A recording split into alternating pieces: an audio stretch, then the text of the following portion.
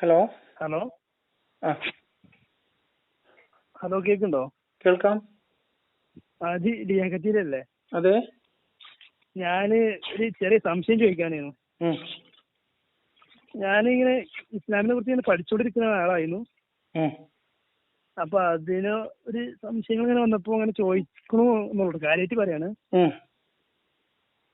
ഈ ഈ ഹദീസുകളിലൊക്കെ വരുന്നുണ്ടല്ലോ, ഈ നബി തങ്ങള് ഈ ഇത് ചന്ദ്രനെ പിളർത്തിനൊക്കെ, ഉം. അതിന്റെ ശരിക്കും വ്യത്യാസം എന്താ? ഇതിലിപ്പോ എന്താ കഥ? നമ്മളിപ്പോ ഈ CM-ന്റെ കഥകൾ എന്തൊക്കെ പുസ്തകങ്ങൾ വരുന്നുണ്ട്? അപ്പൊ ഇത് ഈ സ്വഹീഹ് ബുഖാരി ഇവരിങ്ങനെ ഇങ്ങനെ കൈമാറി വരുന്ന കാര്യങ്ങളല്ലേ? ആ. അപ്പൊ നമ്മള് നിങ്ങള് മങ്കൂസ് മൗലൂദൊക്കെ വായിച്ചിരുന്നോ? ഞാനത് മൊഹീദ്ദീൻ മാലയൊക്കെ കേട്ടിക്കണോ? ഫ്രണ്ട്സ് ഒക്കെ ഇങ്ങനെ പറയണത് കേട്ടിക്കണു. ആ, മൊഹീദ്ദീൻ മാലയൊക്കെ ഉണ്ട്. അപ്പൊ അതൊന്ന് വായിച്ചാൽ മതി. ഓരോരോ ഔലിയാപ്പാപ്പന്മാരുടെ കറാമത്തായിട്ട് എന്തൊക്കെ കാണിക്കുന്നതായിട്ടാണോ എഴുതി വെച്ചിട്ടുള്ളത്. അതിങ്ങനെ തലമുറ കൈമാറി പാടി പാടി നടക്കും. അത് സംഭവം നടന്നിട്ടില്ല. എന്തായാലും ചന്ദ്രൻ പിളർന്നു എന്നുള്ളത് നുണയാണ്. പിന്നെ ഈ ചന്ദ്രനിൽ എന്തോ ഒരു ക്രാക്ക് കാണുന്നുണ്ട്, അങ്ങനൊക്കെ എന്തോ ഒരു ഇതുണ്ടല്ലോ. ശാസ്ത്രജ്ഞന്മാര് കണ്ട് ഞെട്ടി എന്നൊക്കെ പറഞ്ഞല്ലേ, നാസ ഞെട്ടി എന്നൊക്കെ പറഞ്ഞല്ലേ.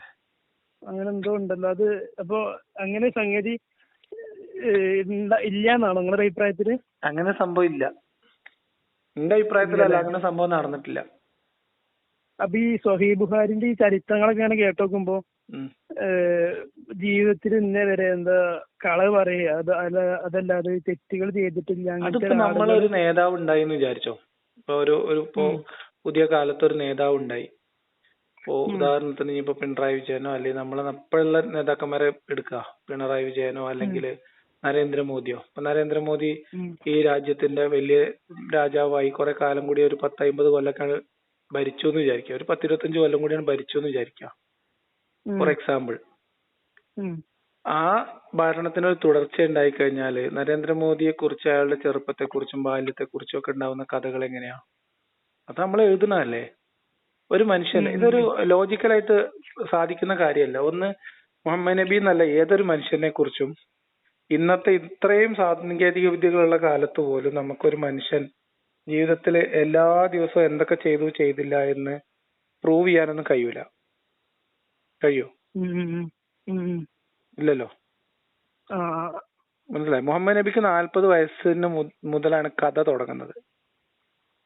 ആ 40 വയസ്സിന് മുമ്പുള്ള മുഹമ്മദ് നബിയുടെ ജീവിതത്തിൽ ഓരോ ദിവസവും ഓരോ സെക്കൻഡും എഴുതപ്പെട്ട് ക്രോഡീകരിക്കപ്പെട്ട് അല്ലെങ്കിൽ റെക്കോർഡാക്കപ്പെട്ട് കിടക്കുകയാണോ?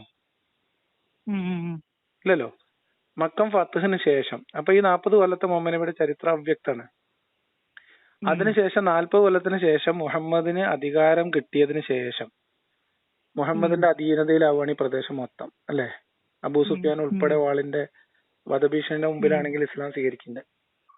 ആ പ്രദേശം മൊത്തം ഇസ്ലാമിന്റെ കീഴിലായി. ഇസ്ലാമിനല്ലാത്തൊന്നുമില്ല, ഇസ്ലാമികമല്ലാത്തതൊന്നുമില്ല. അത്തരവസ്ഥയില് ആ ഇസ്ലാമിന്റെ അന്ത്യപ്രവാചകൻ എന്ന് വിശ്വസിക്കുന്ന ഒരാളെ കുറിച്ച് നല്ലതല്ലാത്ത എന്തെങ്കിലും അവിടെ എഴുതിയത് രേഖപ്പെടുത്തപ്പെടുകയോ ചെയ്യോ?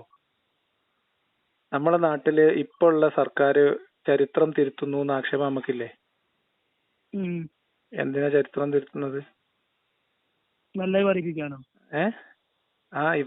അവരവർക്ക് താല്പര്യമുള്ളത് ചരിത്രത്തിൽ നിർത്തുകയും അവരവർക്ക് താല്പര്യമില്ലാത്ത ചരിത്രത്തിൽ ഇല്ലാതാക്കുകയും ചെയ്യാൻ ഭരണാധികാരികൾക്ക്, അധികാരമുള്ളവർക്ക് കഴിയില്ലേ? പതിറ്റാണ്ടുകൾ അധികാരത്തിലുണ്ടെങ്കിൽ. പിന്നെ ഈ മുസ്ലിംസിന്റെ അല്ല, ഇങ്ങനെ കഴിയൂലേ? നിങ്ങൾ പറയും. അങ്ങനെ കഴിയില്ലേ? ചരിത്രം പുനർരചിക്കാൻ കഴിയില്ലേ? അതന്നെ ഈ പറഞ്ഞു വരുന്നത്. ഈ മുസ്ലിംസിന്റെ അവര് രാത്രി എഴുന്നേറ്റ് എന്താ പറയാ ഒരു നിസ്കാരമൊക്കെ ഉണ്ടല്ലോ അവർക്ക്.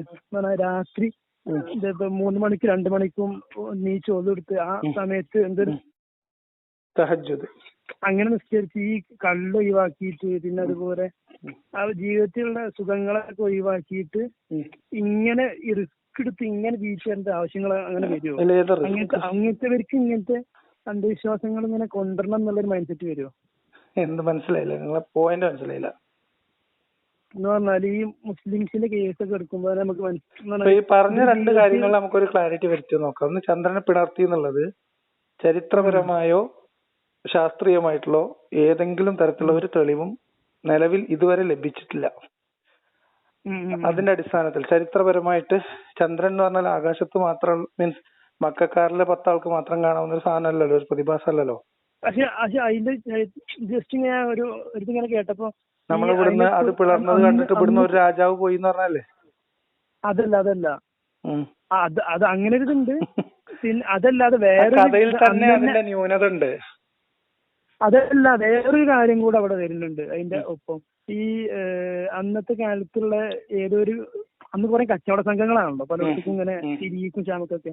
അപ്പൊ ഈ ഏതൊരു കച്ചവട സംഘത്തിന്റെ കുറിച്ച് ഈ കച്ചവട സംഘം ഇന്ന സ്ഥലത്തേക്ക് പോയിരുന്നു അതിന്റെ തെളിവ് ചോദിച്ചപ്പോ ഇങ്ങനെ തെളിവും കൂടി നബി പറഞ്ഞു. ഞാൻ അന്ന് വരുന്ന വഴിയില് ഇങ്ങനെ സംഗതി കൂടെ കണ്ടിരുന്നു. അല്ല, അങ്ങനൊക്കെ കഥ പറയാൻ നമ്മൾ ചരിത്രത്തില് ക്രോസ് ചെക്ക് ചെയ്യാൻ കഴിയാത്ത നുണകൾ അല്ലെ കഥകൾ ആർക്കും പറഞ്ഞൂടെ? പിന്നെ അതേപോലെ തന്നെ ഈ പറഞ്ഞ പോലത്തെ കുറെ അനുഭവങ്ങൾ ഇപ്പൊ എനിക്ക് എന്റെ ജീവിതത്തിലുണ്ട്. മനസ്സിലായോ? നമുക്ക് ഐ മീൻസ് ഉണ്ടായ കാര്യങ്ങൾ തന്നെ ഉണ്ട് ഇഷ്ടം പോലെ, അത്ഭുതങ്ങൾ എന്ന് വേണമെങ്കിൽ എടുത്തു പറയാവുന്നത്. അപ്പൊ അതൊന്നും അല്ലല്ലോ നമ്മളൊരു വിഷയത്തിൽ എടുക്കുമ്പോ. പിന്നെ നിങ്ങൾ ലാസ്റ്റ് ചോദിച്ചത് എന്തായിരുന്നു? എന്തൊരു കാര്യങ്ങൾ ചോദിച്ചാൽ ഇബാദത്തുകളൊക്കെ ഇങ്ങനെ കഷ്ടപ്പെട്ട് ചെയ്യുമോ? അങ്ങനെയല്ല, ഇതിനെ ഇങ്ങനെ അന്നത്തെ ഈ കുറേശികളുടെ അവരെ ഗോത്രത്തിന്റെ പേര് കുറേശികൾ എന്നല്ലേ, അവരുടെ ഒരു കേസ് തന്നെ എടുത്തു നോക്കുമ്പോ അവര് ഭയങ്കരമായിട്ട് ഈ ഗോത്രത്തിനെ കുറിച്ച് ഭയങ്കരമായിട്ട് പറഞ്ഞാല് അങ്ങനത്തെ ഒരു സ്ഥലത്തേക്ക് കറുത്തവനും വെളുത്തവനും ഒന്നായി നിൽക്കണം, അങ്ങനത്തെ കുറെ ആശയങ്ങൾ കൊണ്ടുവന്നിട്ട് ഇവരിതൊക്കെ വെറുതെ റിസ്ക് എടുത്ത് നമ്മളിപ്പോ നിങ്ങൾക്ക് ഇസ്ലാമിനെ ഞാന് നിലവിൽ നമ്മുടെ നാട്ടില് വലിയ ചർച്ചയായി നിൽക്കുന്ന സംഘപരിവാർ ആശയമായിട്ട് ചേർത്തിട്ട് നിങ്ങൾക്ക് ഇതിനൊക്കെ ഉദാഹരിച്ചു തരാം. ഞാൻ പറഞ്ഞുതരാം എന്തുകൊണ്ടാന്ന് വെച്ചാല്, നമ്പൂതിരി മുതൽ നായാടി വരെ എല്ലാവരും ഒറ്റ രാജ്യക്കാർ എന്ന രീതിയിൽ സാംസ്കാരിക ദേശീയതയുടെ അടിസ്ഥാനത്തിൽ ഒന്നിച്ചു നിൽക്കണം എന്നൊരാവശ്യമല്ലേ അവര് പറയണേ. അതുകൊണ്ട് സംഘപരിവാർ മുന്നോട്ട് വെക്കുന്ന പൊളിറ്റിക്കൽ അജണ്ട മൊത്തം അല്ലെങ്കിൽ അവർ പറയുന്നതെല്ലാം ശരിയാവും? അങ്ങനെയല്ല, പക്ഷെ നമ്മുടെ നാട്ടിലെ ഒരിക്കലും കഴിയാത്ത കാര്യമാണ്. കാരണം ഇപ്പോഴും ഞാൻ നിൽക്കുന്ന സ്ഥലത്ത് പോലും ഈ അങ്ങനെ കഴിയാത്ത കാര്യം അല്ല ഞാൻ പറയണത്. അങ്ങനെ പറയുന്നത് നന്മയല്ലേ? പറയുന്നത് നന്മയാണ്. അങ്ങനെ അതുകൊണ്ട് RSSന്റെ എല്ലാ ആശയങ്ങളും ശരിയായിക്കൊള്ളുന്നുണ്ടോ? അങ്ങനെയില്ല. അപ്പൊ അത് പറയുന്നതിന് അവർക്ക് അതിന്റേതായിട്ടുള്ള ഒരു അജണ്ട ഉണ്ടാവും എന്നല്ലേ നമ്മൾ മനസ്സിലാക്കണ്ടേ? അതേപോലെ തന്നെയാണ് മുഹമ്മദ് നബി എന്ന് പറഞ്ഞാൽ മുഹമ്മദ് നബിയുടെ ഒരു പൊളിറ്റിക്കൽ ടെക്നോളജി അല്ലെങ്കിൽ ടെക്നിക്സ് ഇവിടെ പല ആളുകളും പല രാഷ്ട്രീയക്കാരും പിന്നീട് ഉപയോഗിച്ചിട്ടുള്ളതായിട്ട് നമുക്കറിയാം. മുഹമ്മദ് നബിയുടെ രാഷ്ട്രീയ തന്ത്രങ്ങളെ മുഹമ്മദ് നബിയുടെ ഒരു രാഷ്ട്രീയ മൂവ്മെന്റ് ആയിരുന്നു അത്. ഇതൊരു പൊളിറ്റിക്കൽ സാധനമാണ്, പൊളിറ്റിക്കൽ കൾട്ടാണ്. അല്ലെങ്കിൽ ആദ്യത്തെ നമ്മളുടെ ഒരു രാഷ്ട്രീയ പാർട്ടി എന്ന രീതിയിലാണ് നമ്മൾ ഇസ്ലാമിനെ ഞാൻ മനസ്സിലാക്കുന്നത്. മനസ്സിലായോ? അവിടെ സഖാക്കൾ, നമ്മുടെ ഇവിടുത്തെ കമ്മ്യൂണിസ്റ്റ് സഖാക്കൾ എന്ന് പറയുന്ന പോലെ SDPക്കാർ സഹോദരൻ എന്ന് പറയുന്ന പോലെയാണ് ഇസ്ലാമിലെ ഉമ്മത്തും സഹോദര്യവും. അവര് ഇപ്പൊ കറുത്തവരും വെളുത്തവനും വ്യത്യാസമല്ല, പക്ഷെ ഹിന്ദു മുസ്ലിം വ്യത്യാസമുണ്ട് ഇല്ലേ? ഈ കറുപ്പും വെളുപ്പും വ്യത്യാസമല്ലാതാവുന്നത് മുസ്ലിം. ഞാൻ ഈ മതങ്ങളെ കുറിച്ച് ഇങ്ങനെ പഠിച്ചുകൊണ്ടിരിക്കുമ്പോ ഞാൻ ചെയ്യുന്ന പരിപാടി എന്താന്ന് വെച്ചാല് ഈ ഖുറാൻ ഈ വേദങ്ങളിൽ പോലും ഞാനിത് ഇങ്ങനെ ഈ പേര് കണ്ടപ്പോ നെറ്റ് സത്യം പറഞ്ഞാല് വേദങ്ങളില് മുഹമ്മദ് നബിന്റെ പേര് ഒറ്റ മിനിറ്റ് റെഫറൻസ് അതൊക്കെ ഉസ്താദുമാർ ഉണ്ടാക്കിക്കൊണ്ടിരുന്ന റെഫറൻസുകളാണ് സുഹൃത്തെ. അല്ല കൽക്കി അവതാരത്തിന്റെ ആയിരിക്കും പറയണത്. ഏതോ ഒരു ഹൈന്ദവ വേദത്തിലുണ്ട്, ഒരു പുരാണത്തിലുണ്ടെന്ന് പറയണതല്ലേ? അല്ല അതല്ല വേറൊരു സംഗതി ഞാൻ അവിടെ ഒരു റെഫറൻസ് എന്തോ എടുത്തേക്കാണ്. കൽക്കി പുരാണം നേരല്ലേ? കൽക്കി പുരാണല്ല, കൽക്കി അവതാരത്തെ കുറിച്ചല്ലേ പറയണേ? ഭവിഷ്യപുരാണത്തിൽ കൽക്കി അവതാരത്തെ കുറിച്ചാണ് പറയണത് ആണെന്നാണ് എന്റെ അറിവ്. എന്നാ ഞാൻ വായിച്ച് കേട്ടെടുത്തോളം അങ്ങനെയല്ല. ഇങ്ങനെ ഞാൻ ചോദിക്കട്ടെ, ഇത് ആരാണ് വായിക്കുന്നത്? ഉസ്താദ്മാര് പിന്നെ MM അക്ബറിനെ പോലെയുള്ള ദാഴികൾ പറയുന്ന സാധനമല്ലേ? അല്ലെങ്കിൽ എന്താ പറയാ നമ്മുടെ സാക്കിർ നായിക്കിനെ പോലെ? അല്ലല്ല, ഇത് ഒരു കറക്ഷൻ ഞാൻ ഇങ്ങനെ ഒരു ഹൈന്ദവ പുരാണത്തിലെ വേദത്തിലോ ഇങ്ങനെ ഒരു പ്രവാചകനെ കുറിച്ച് പിന്നെ പരാമർശിക്കപ്പെടുന്നുണ്ടെങ്കിൽ അവിടെ ഈ ഹൈന്ദവ വേദവും ദർശനവും ഒക്കെ വിശ്വസിക്കുന്ന ആളുകളില് ഒരു ചെറിയ ശതമാനമെങ്കിലും ഇങ്ങനെ ഒരു പ്രവാചകനെ തിരിച്ചറിയും മമ്മത്തിലേക്ക് പോവുകയും ചെയ്യൂലേ? അത് തന്നെയാണ് എന്റെ ഒരു ഇത് എന്ന് പറഞ്ഞാൽ എന്തുകൊണ്ട് ഇവര് വായിച്ചു നോക്കണില്ല എന്നുള്ളത്. ആരും വായിച്ചു നോക്കുന്നില്ല. ഇത് സുഹൃത്തെ ഇതൊക്കെ ഉണ്ടാക്കിയെടുക്കുന്ന സാധനങ്ങളാണ്. ഇതിനെ കുറിച്ചൊക്കെ ഹൈന്ദവ ദർശനം, ഇതിനെ കുറിച്ച് പാണ്ഡിത്യമുള്ള ആൾക്കാര് അതിനെ കുറിച്ച് അഭിപ്രായം പറഞ്ഞ് കഴിഞ്ഞിട്ടുണ്ട്. നമുക്ക് സംസ്കൃതം അറിയാത്ത ആൾക്കാര് ഭവിഷ്യപുരാണത്തിലെ കാര്യങ്ങൾ പറഞ്ഞിട്ട് തർക്കിച്ചിട്ട് കാര്യമുണ്ടോ? ഒരു മിനിറ്റ് വല്ല ഒപ്പം ആളുകളുണ്ട് അവർക്ക്. ഇതൊന്നും എന്താ പറയാ, ഇതങ്ങനെയൊന്നും അല്ല. നമ്മൾ ഒരു വസ്തു ശരിയാവണമെങ്കിൽ, ഒരു സംഗതി ശരിയാവണമെങ്കിൽ ആ സംഗതി ഇറ്റ്സെൽഫ് അതിന് ചില മൂല്യങ്ങൾ ഉണ്ടാവണം, വേണ്ടേ? അതല്ല ഇത് പല മുഹമ്മദ് നബി, ഒരു മിനിറ്റ്, കഥകളിൽ മുഹമ്മദ് നബി അല്ലമീനാണ് എന്ന് പരാമർശിക്കപ്പെട്ടിട്ടുണ്ട്. ഒരു കാര്യമില്ല, കാരണം മുഹമ്മദ് നബി ചതിച്ചു കൊല്ലാൻ ആളെ ഏർപ്പാടാക്കിയിട്ടുണ്ട്. മുഹമ്മദ് നബീനല്ലേ? മുഹമ്മദ് നബീനല്ല, മുഹമ്മദ് നബി. ബദറിലെ വിജയത്തിന് ശേഷം ആള് പ്രതികാര കൊലകൾ തുടങ്ങി. ബദറിന് ശേഷം പ്രതികാര കൊലകൾ തുടങ്ങി മുഹമ്മദ് നബി. അതിലൊരാളെ കൊല്ലാൻ വേണ്ടിയിട്ട് ചതിച്ചു കൊല്ലാനാണ് അനുവാദം കൊടുത്തത്. കഅബ് ബിൻ അഷ്റഫിന്റെ വാദം സഹീഹ് ബുഖാരിയിൽ എഴുതി വെച്ചിട്ടുണ്ടെന്ന് വായിച്ചാൽ മതി. അപ്പൊ നമ്മൾ മുഹമ്മദ് നബി അല്ലമീനായിരുന്നു എന്ന വാദം പിന്നെ അതിന് പ്രസക്തിയില്ലേ?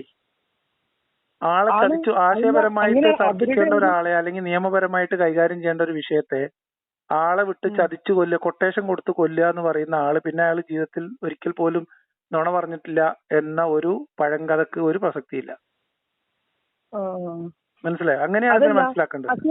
അപ്പൊ ഇത് ഈ വേദങ്ങളിൽ എങ്ങനെ വന്നു? ഇത് വേദങ്ങളിൽ മാത്രമല്ല, ഇനി വേദങ്ങളിൽ വന്നോ എന്നറിയണം. ഒരു മിനിറ്റ്, വേദങ്ങളിൽ വന്നോ എന്നറിയണം. വേദങ്ങൾ എന്താണ് വന്നത് എന്നറിയണം. അതും ഇതുമായിട്ട് മുഹമ്മദുമായിട്ട് എങ്ങനെ ബന്ധപ്പെടുന്നതെന്ന് അറിയണം. നിങ്ങള് വേദം ഈ ഒരു വാചകം മാത്രമാണ് നിങ്ങൾക്ക് ആ വേദത്തിന് അറിയാം? അല്ല, ഞാൻ വേദം മുഴുവൻ, കാരണം ഞാൻ താമസിക്കുന്ന അധികം ഹിന്ദുസിന്റെ കൂടെയാണ്. അപ്പോ ഇവരോട് ചോദിക്കുമ്പോൾ ഇവർക്ക് വേദത്തിനെ കുറിച്ച് അറിയില്ല. കാരണം ഓൾക്ക് പോലും അറിയാത്ത വേദം നമുക്ക് ഈ ഒരു പർട്ടിക്കുലർ ശ്ലോകം മാത്രം അതിൽ നിന്ന് കിട്ടണമെങ്കിൽ അതിന് കുട്ടൻസ് എന്തായിരിക്കും? പർട്ടിക്കുലർ ശ്ലോകം കിട്ടുന്നതെന്നല്ല ഞാൻ പറയുന്നത്. പിന്നെ നിങ്ങൾക്ക് വേറെ ഏതൊക്കെ ശ്ലോകം നിങ്ങൾക്ക് ഇതിനെ കുറിച്ച് അറിയാം? എനിക്ക് ഈ ഭവിഷ്യപുരാണങ്ങൾ വായിച്ചിട്ടുണ്ടോ? ഈ ഭവിഷ്യപുരാണങ്ങൾ ഞാൻ അവരോട് ചോദിച്ചു. ഞാൻ വായിച്ചിട്ടില്ല. ഞാൻ വായിച്ചിട്ടില്ല. ഞാനും വായിച്ചിട്ടില്ല. നിങ്ങൾ വായിച്ചിട്ടില്ലാത്ത ഒരു ഗ്രന്ഥത്തിൽ ഇങ്ങനെ ഒരു സാധനം ഉണ്ട് എന്ന് നിങ്ങൾ അത്ഭുതം കൂറുന്നതിന്റെ യുക്തി എന്താണ്? ഞാനൊരു കാര്യം പറയട്ടെ. അല്ലാതെ പറയും, നിങ്ങൾ വായിച്ചിട്ടോ കേട്ടിട്ടോ ഇല്ലാത്തൊരു ഗ്രന്ഥം, വായിച്ച് മനസ്സിലാക്കിയിട്ടില്ലാത്തൊരു ഗ്രന്ഥം നിങ്ങൾ വായിക്കണ്ട. ഞാൻ ചോദിക്കുന്നത് ഇതുമായി ബന്ധപ്പെട്ട ഒരു വീഡിയോ ഇപ്പൊ ഒന്നൊന്നരയൊക്കെ ആയിട്ട് കേറിയിട്ടുള്ളൂ.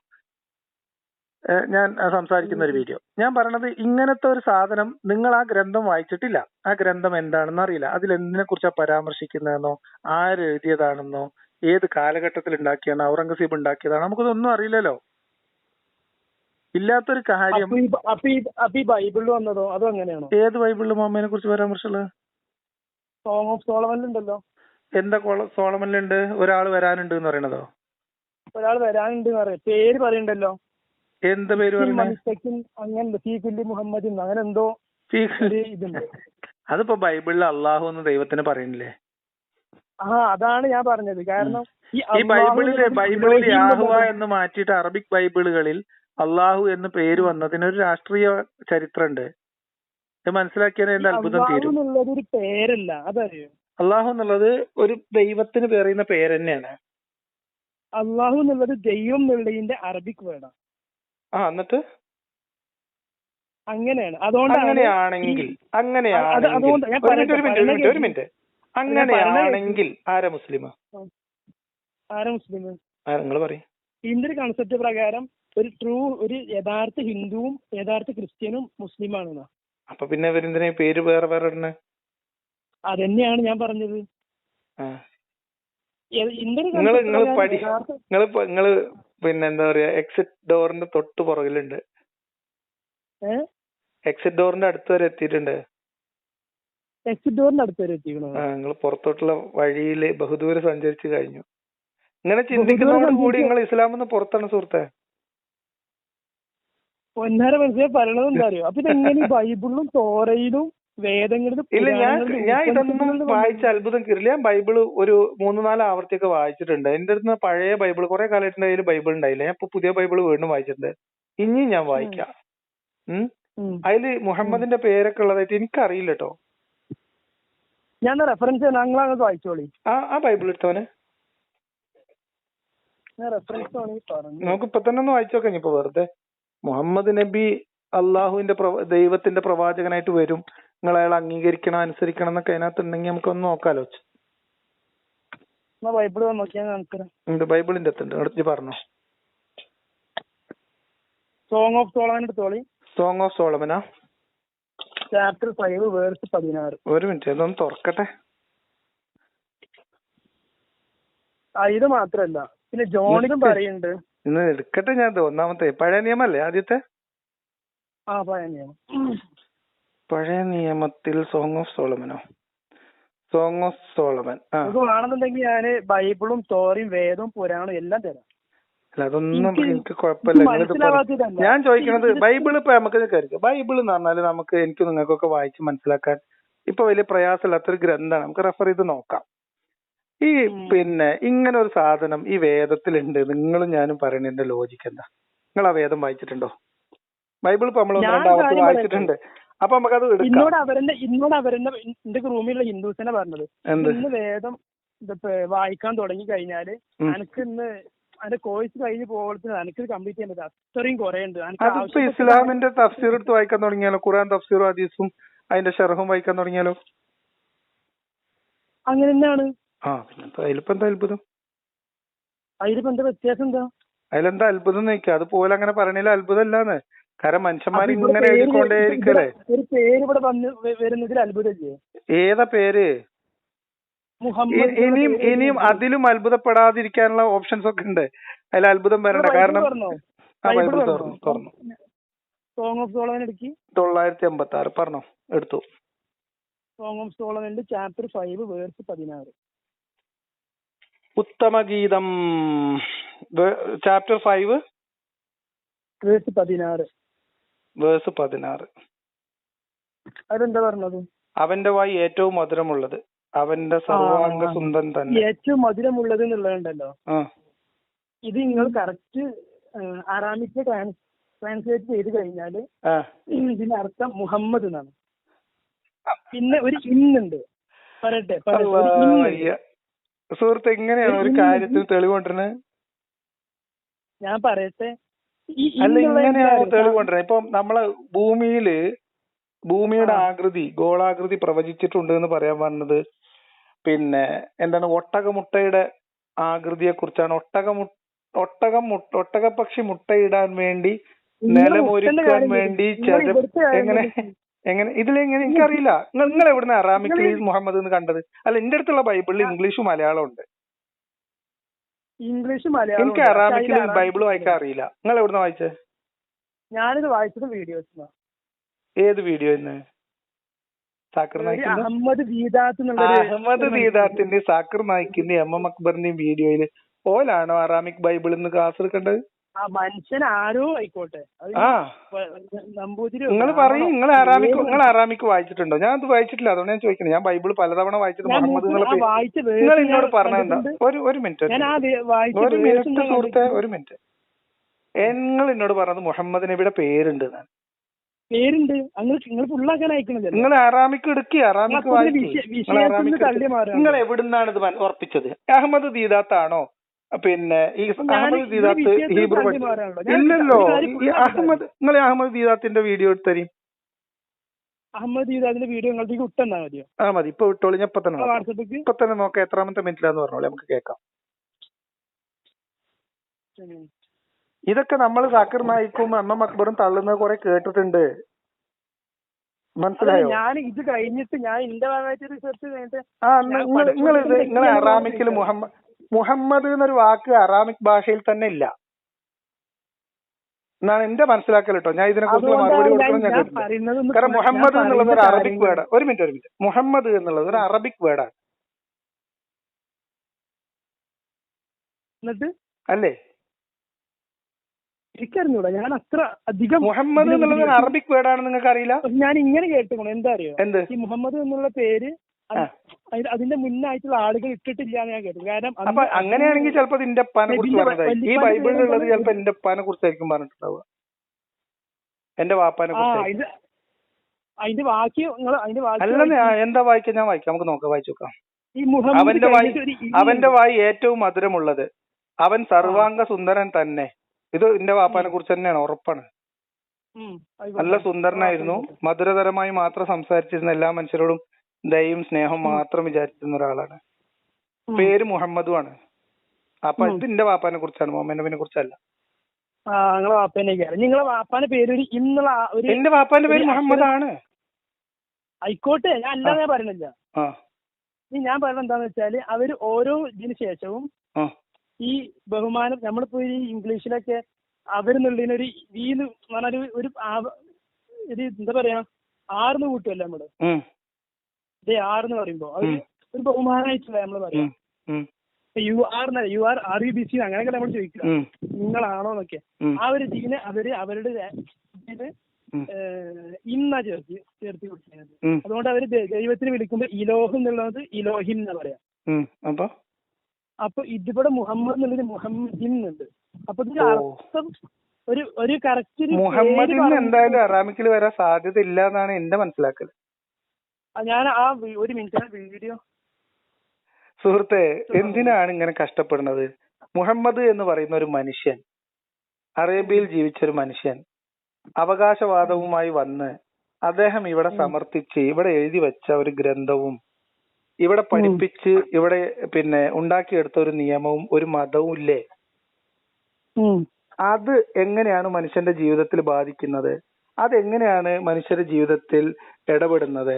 അതിന്റെ നന്മ തിന്മകൾ എന്താണ്? മുഹമ്മദ് എന്ന് പറയുന്ന ഒരു മിനിറ്റ് മുഹമ്മദ് എന്ന് പറയുന്ന വ്യക്തി അയാളുടെ ജീവിതത്തിൽ ചെയ്ത കാര്യങ്ങൾ, ചെയ്യിപ്പിച്ച കാര്യങ്ങൾ, അയാൾ പഠിപ്പിച്ച കാര്യങ്ങൾ, അതിലെ ശരി തെറ്റുകൾ, ഇത് മനസ്സിലാക്കിയ പോരെ? അത് മനസ്സിലാക്കിയാൽ മതി. അതല്ല ഞാൻ ചോദിക്കുന്നത്. അതല്ലേ ഇതിന്റെ ആഫ്റ്റർ എഫക്ട് എന്താ? ചോദ്യത്തിൽ മാറിപ്പോകണ്ടല്ലോ. എന്തിനാ ചോദ്യത്തിന് മാറിപ്പോകുന്നേ? ഞാൻ ഈ പറഞ്ഞത് ഞാൻ പറയുന്നത് ഇനി ഇതിപ്പോ ഇത് ഉണ്ട് എന്ന് വെച്ചോ, ഒരു വാദത്തിന് വേണ്ടി. ഓക്കെ, എന്താണ് പ്രസക്തി? കാരണം ഈ ബൈബിൾ എന്ന് പറയുന്നത് വായിക്കാത്ത ആളല്ല മുഹമ്മദ്, മീൻസ് അറിയാത്ത ആളല്ല മുഹമ്മദ് നബി. മുഹമ്മദ് നബിക്ക് വായിക്കാൻ അറിയില്ല നിങ്ങൾ വെറുതെ പറയുന്നുണ്ട്. മുഹമ്മദ് നബിക്ക് വായിക്കാൻ അറിയണമെന്ന് നിർബന്ധമല്ല. നിങ്ങൾ വറക്ക ഇബ്നു നൗഫൽ എന്ന് കേട്ടിട്ടുണ്ടോ? കേട്ടിട്ടുണ്ട്. അതാരാ? അത് ഖദീജ ബീവിന്റെ ഒരു എന്താ പറയാ, മുഹമ്മദ് നബി എന്ന് പേരിട്ടു എന്ന് നിങ്ങൾ പറയുന്ന ജനന സർട്ടിഫിക്കറ്റ് നിങ്ങൾ കണ്ടിട്ടുണ്ടോ? മുഹമ്മദ് നബിക്ക് ജനനത്തീ പേരിട്ട് അല്ല, മുഹമ്മദ് നബിക്ക് ജനന സർട്ടിഫിക്കറ്റ് ഒന്നും ഇല്ലല്ലോ. മുഹമ്മദ് നബിക്ക് ചെറുപ്പം മുതല് മുഹമ്മദ് എന്ന് വാപ്പയും ഉമ്മയെ പേരിട്ടുകൊണ്ടെന്ന് ഞാൻ കേട്ട പ്രകാരം മുഹമ്മദ് നബിക്ക് പേരിട്ട് മുഹമ്മദ് നബിന്റെ അതിപ്പോ മുഹമ്മദ് നബിന്റെ പ്രവാചകത്വത്തിന് ശേഷം മുഹമ്മദ് നബിക്ക് ചെറുപ്പത്തിലിട്ട പേര് ഇതാണ് എന്ന് എഴുതിയതാവാനും പോരെ? എന്തിനാണ് ഇങ്ങനത്തെ ആവശ്യമില്ലാത്ത ലോജിമക്ക് പോണേ? അതായത് വറക്ക ഇബ്നു നൗഫലിന്റെ അടുത്തേക്കാണ് ഖദീജ മുഹമ്മദിനെ കൊണ്ട് പോകുന്നത്. ഗുഹയിൽ വെച്ച് വന്നത് ജിബ്രീലാണോ പിശാചാണോ എന്ന് ചോദിക്കാൻ. വറക്ക ഇബ്നു നൗഫൽ ആ ഭാഗത്ത് അറിയപ്പെടുന്ന ബൈബിളിലെ കഥകളെ കുറിച്ചൊക്കെ നല്ല ധാരണയുള്ള ഒരാളാണ്. എന്റെ മനസ്സിലാക്കലും എന്റെ വായനയ്ക്കും ഉതകുന്ന ഒരു സാധനമാണ് ഇപ്പൊ നിങ്ങൾ കൊണ്ടുതരുന്നത്. അതായത് മുഹമ്മദ് ഖദീജ വറക്ക ത്രയത്തിന്റെ കൃത്യമായ ഒരു അജണ്ടയുടെ ഭാഗമായി നടന്ന ഒരു ഡ്രാമയാണ് ഈ ഹിറാ ഗുഹയിൽ പോയിട്ട് ഇരിക്കൽ പോലും. അതിന്റെ ഭാഗമായിട്ട് ഉണ്ടാക്കിയെടുത്തതാണ് ഈ വഹി എന്ന് പറയുന്ന നാടകം. ഇറാ ഗുഹയിൽ കുറിച്ച് നടക്കുന്ന ഡ്രാമയാണെന്നുണ്ടെങ്കിൽ ഈ ഇറാ ഗുഹയിൽ അപ്പൊ അങ്ങനെയാണെങ്കിൽ അതിന് മുഹമ്മദ് എന്ന പേര് സ്വീകരിക്കാൻ ഒരു പ്രയാസമില്ല അന്നത്തെ കാലത്ത്. ഞാൻ പറയട്ടെ, ഈ ഇറാ ഗുഹയിൽ നടക്കുന്ന കാര്യങ്ങൾ പോലും ബൈബിളിൽ ഉണ്ടെന്ന് പറഞ്ഞാൽ നിങ്ങൾ വിശ്വസിക്കുമോ? വിശ്വസിക്കും. ആ ബൈബിളിൽ ഉണ്ടെങ്കിൽ ആ ഡ്രാമ ബൈബിളിൽ നോക്കി സെറ്റ് ചെയ്തതാവാനുള്ള സാധ്യത കൂടുതലാണ്. അപ്പൊ ഇത് ഡ്രാമയാണെന്ന് കൂടുതൽ തെളിവാണ് വരിക. കാരണം ഈ വറക്കയും ആണ്. ഞാൻ പറഞ്ഞുതരാം, അതിന്റെ കാരണം പറഞ്ഞുതരാം. അത് നിങ്ങൾ അവസാനത്തെ അണ്ണാക്കി കുടുങ്ങി നിങ്ങൾ മുഹമ്മദ് നബിന്റെ കാലഘട്ടത്തിലുണ്ടല്ലോ, ഈ മുഹമ്മദ് നബിന്റെ ഈ കഥ അവിടെ വറക്ക ഇബ്നു നൗഫലിനെ അറിയാം. ഈ ഗൂഢാലോചന പ്ലാൻ ചെയ്യുന്ന ഒരു മിനിറ്റ് ഞാനിങ്ങനെ ആലോചിക്കായിരുന്നു. നിങ്ങൾ പറയണ്ട, നിങ്ങൾ പറയാൻ പോകുന്നതിനെ കുറിച്ച് തന്നെ അതിന് മുമ്പ് തന്നെ പറഞ്ഞുതരാം. അപ്പൊ നിങ്ങൾക്ക് അതും കൂടി ചേർത്ത് മറുപടി പറയാം. മുഹമ്മദിന്റെ ഈ വഹി എന്ന് പറയുന്ന ഡ്രാമ വറഖ ഇബ്നു നൗഫലിന്റെയും അതേപോലെ തന്നെ ഖദീജയുടെയും മുഹമ്മദിന്റെയും കൂടി ചേർന്നുള്ള ഡ്രാമയാണ്. അതിൽ വറഖ ഇബ്നു നൗഫൽ ബൈബിൾ പണ്ഡിതനുമാണ്. മദീനയിൽ വന്ന സൂറത്താളൊക്കെ എങ്ങനെ? മദീനയിൽ കുറെ സൂറത്താൾ വന്നിട്ടുണ്ടല്ലോ. അതിന് ഇത് സൂറത്ത് കോപ്പി അടിച്ചു എന്നല്ല ഈ പറയണതിന്റെ ചുരുക്കം. വഹി വരുന്നു, അതായത് ഈ പ്രവാചകത്വം. ഒരു മിനിറ്റ് പറയട്ടെ. പ്രവാചകത്വം എന്ന് പറയുന്ന സാധനം ഉണ്ടല്ലോ, ഈ മക്കയിൽ വന്ന സൂറത്ത് മാത്രമാണോ? അല്ല, ഞാൻ പറഞ്ഞത് അതിനെ കുറിച്ചേ അല്ല, ഖുർആൻ സൂക്തങ്ങളെ കുറിച്ചേ അല്ല. ഈ വഹി എന്ന് പറയുന്ന ഒരു ഡ്രാമ ഉണ്ടല്ലോ, അതായത് ജിബ്രീൽ വന്ന് പ്രവാചകത്വം കിട്ടുന്നത് വരെയുള്ള ഡ്രാമ. അതിന് വേറെ തെളിവ് പറഞ്ഞോ? ഇത് നമുക്ക് തീർക്കാം. അപ്പോ ഇതിനകത്ത് മുഹമ്മദും ഖദീജയും വറക്കയും കൂടി തയ്യാറാക്കിയിട്ടുള്ള ഒരു തിരക്കഥയുടെ ഭാഗമായിട്ട് മക്കക്കാരെ ബോധിപ്പിക്കാൻ വേണ്ടി മലയുടെ മുകളിലേക്ക് പോകാനുള്ള പദ്ധതി പോലും ആസൂത്രണം ചെയ്യുന്നു. കോമൺ സെൻസ് വെച്ചിട്ട് നമുക്ക് ആലോചിച്ചാലേ പറഞ്ഞുതരാം. ഖദീജയില് മലയിലേക്ക് കയറാൻ ഞാൻ പറഞ്ഞ. അപ്പോ ഖദീജ ഈ കച്ചവടത്തിലെ പ്രാഗൽഭ്യം കണ്ട്, മിടുക്ക് കണ്ട് ഭരനായി സ്വീകരിച്ച ഒരാള്, ഭർത്താവായി സ്വീകരിച്ച ഒരാള് മലയുടെ മുകളിൽ പൊത്തിൽ പോയി ഒളിച്ചിരിക്കുമ്പോ അവിടത്തേക്ക് കഞ്ഞിപ്പാത്രവും കണ്ടു പോകുന്നെങ്കിൽ ഒന്നുകിൽ ഖദീജക്ക് നല്ല തലക്ക് സുഖമില്ലാതിരിക്കണം, അല്ലെങ്കിൽ ഖദീജ കൃത്യമായിട്ട് ഇതെന്താ നടക്കുന്നതെന്ന് അറിയണം. ഈ രണ്ട് സാധ്യതയുള്ളൂ. വേറൊരു കാരണോട് വരില്ല. ഇല്ല, നിങ്ങൾ പറഞ്ഞോളി. ആ മൂന്നാമത്തെ വേറെ ഒരു കാരണോട് ഇല്ല. നിങ്ങൾ മൂന്നാമത്തെ ഒരു സാധ്യത പറഞ്ഞോളി. ഉദാഹരണത്തിന് നിങ്ങളെ കല്യാണം കഴിഞ്ഞ പ്രായത്തിലുണ്ട് അറിയോ? എന്റെ പ്രായോ? കല്യാണം കഴിഞ്ഞാണോ? എന്റെ പ്രായോ? കല്യാണം കഴിഞ്ഞതാണോ ചോദിച്ചതാ. അല്ലല്ല, കല്യാണം കഴിഞ്ഞാൽ. അപ്പൊ നമ്മളെ വീട്ടിൽ നമ്മളെപ്പ നമ്മളെപ്പാക്ക് നല്ലൊരു ജോലി ഉണ്ട്. ആ ജോലിയൊക്കെ കണ്ട് കുട്ടികളെയൊക്കെ നല്ലോണം നോക്കിക്കോളും, നല്ലൊരു സ്വഭാവമാണ് എന്നൊക്കെ കണ്ടിട്ട് നമ്മളമ്മ താല്പര്യപ്രകാരം നമ്മളെ വാപ്പാനെ ഭർത്താവായി സ്വീകരിച്ചതാണെന്ന് വിചാരിച്ചോ. കുറച്ചുകാലം കഴിയുമ്പോ വാപ്പ പണിക്കൊക്കെ പോക്കലാണ് നിർത്തിയിട്ട് ഒരു മരത്തിന്റെ പൊത്ത് കയറി കുത്തിരിക്കാൻ തീരുമാനിച്ചു എന്ന് വിചാരിച്ചോ. നമ്മളമ്മ ആ പൊത്തിന്റെ മുകളിൽ കഞ്ഞിയായിട്ട് വലിഞ്ഞു കയറണമെങ്കിൽ രണ്ട് കാരണമുള്ളൂ. ഒന്നുകിൽ ഈ വാപ്പ പൊത്തിന്റെ മുകളിൽ കുത്തിരിക്കാനുള്ള കാരണം എന്താണെന്നതിനെ കുറിച്ച് ഉമ്മാക്ക് നല്ല ധാരണ വേണം, അല്ലെങ്കിൽ ഈ ഉമ്മാക്ക് ഏതെങ്കിലും തരത്തിലുള്ള മാനസിക പ്രശ്നം ഉണ്ടാവണം. വേറൊരു സാധനം ഉണ്ടായിരുന്നല്ലോ. അപ്പൊ അതന്നെയല്ല ആദ്യം പറഞ്ഞത്. എന്താ ധാരണ? ഈ മക്കയില് ആ സമയത്ത് എന്താ പറയാ, ഈ ഒരു ഇത് തരുന്നു, ഈ ജൂതന്മാരൊക്കെ ഉണ്ടല്ലോ, അവരുടെ ജൂതന്മാരൊന്നും അധികമല്ല കേട്ടോ. മക്കയിൽ ജൂതന്മാരുണ്ടായിരുന്നല്ലോ. ഇല്ല, മക്കയിൽ ജൂതന്മാര് ക്രിസ്ത്യൻസ് ഒപ്പാണ് താമസിക്കുന്നത്. മക്കയിൽ, അത് മദീനയിലല്ലേ. മക്കയിൽ വളരെ കുറച്ച് അവിടെ ഇവിടെ ഒക്കെ ആയിട്ടുണ്ടായിരുന്നു. അവരുടെ ഇടയിൽ ഒരു വർത്താനം ഉണ്ടായിരുന്നില്ല. എന്നാൽ ഒരു പ്രവാചകൻ വരാൻ കിടക്കുന്നുണ്ട്, പ്രവാചകൻ. അതല്ലേ പറഞ്ഞത്, ബൈബിൾ കഥയിലെ ആ സാധനം കൃത്യമായിട്ട് മുഹമ്മദ് ഖദീജയും വറക്കയും കൂടിയും 2 തലമുറ മുൻപ് കൈമോക്ഷം വന്ന അധികാരം, മക്കയുടെ അധികാരം തിരിച്ചു പിടിക്കാൻ വേണ്ടി ഈ ഡ്രാമ എക്സിക്യൂട്ട് ചെയ്തതാണെന്ന്. ഡ്രാമ എക്സിക്യൂട്ട് ചെയ്യാൻ. അപ്പൊ നിങ്ങൾ ബൈബിൾ കഥനെ ഡിപ്പെൻഡ് ചെയ്യുകയാണെങ്കിൽ നിങ്ങളോട് ഒറ്റ കാര്യം ചോദിക്കട്ടെ. ബൈബിളാണ് നിങ്ങളെ തെളിവെങ്കിൽ, ഒരു മിനിറ്റ്, അല്ലല്ല, ബൈബിളാണ് നിങ്ങളുടെ കഥയെങ്കിൽ, ബൈബിളാണ് നിങ്ങൾക്ക് റെഫറൻസ് എങ്കിൽ, ഈ വരാൻ പോകുന്ന ആള് ആരുടെ തലമുറയിൽ നിന്നാണ്, ഏത് സന്തതി പരമ്പരയിൽ നിന്നാണെന്ന് ബൈബിളിലില്ലേ? ഇല്ലേ? ഉണ്ടാവണം. അതാരാണെന്ന് നോക്കിയിട്ടുണ്ടോ? ശരിക്കും മുഹമ്മദ് നബി, ഇസ്മായിൽ നബി. അവിടെ ഇനി ഒരു ചോദ്യം കൂടി ചോദിക്കാം. ബൈബിൾ കഥ പ്രകാരം ഇബ്രാഹിം നബി അള്ളാഹുവിന്റെ കൽപ്പന പ്രകാരം, മീൻസ് ദൈവത്തിന്റെ കൽപ്പന പ്രകാരം ബലിയിറക്കാൻ തീരുമാനിക്കുന്നത് ഏത് മകനെയാണ്? മനസ്സിലായില്ല. ഇസ്ലാമില് ഇബ്രാഹിം നബി ഒരു മകനെ ബലിയിറക്കാൻ തീരുമാനിക്കണ്ടല്ലോ, ദൈവത്തിന്റെ കൽപ്പന അനുസരിച്ചിട്ട്. ആ മകന്റെ പേരെന്താ? അത് ഖുറാനില്, ഇസ്ലാമിന്റെ ഇതിൽ വെച്ച് നോക്കുമ്പോ ഇസ്മായിലാണ്. പിന്നെ ബൈബിളിന്റെ കഥയിൽ ആരാണ്? ഇസ്ഹാക്ക്. എങ്ങനെ ഇസ്ഹാക്ക് ഇസ്മായിലായത്? ഞാൻ വേറെ നിക്ക് കണക്ട് ചെയ്ത് തരാം. എല്ലാം ഈ കഥ മൊത്തം ഞാൻ കണക്ട് ചെയ്ത് തരാന്ന്. ആയിക്കോട്ടെ. ഇസ്മായില്, ബൈബിളിലെ ഇസ്മായിൽ, ഇസ്ഹാക്ക് ഇസ്മായിൽ ആയതിന്റെ കഥ എന്താണെന്നറിയോ? ഈ ഇബ്രാഹിം നബിന്റെ ഒന്നാമത്തെ മോനാരാ? ആരിനാണ് അർക്കം കൊണ്ടുപോയത്? ഇബ്രാഹിം നബിന്റെ ഒന്നാമത്തെ മോനാരാ? എനിക്കറിയില്ല, നിങ്ങൾ പറഞ്ഞോളി. ഇസ്മായിൽ അല്ലേ? അതിന് രണ്ടാമത്തെ മോനോ? ഇസ്ഹാക്ക്.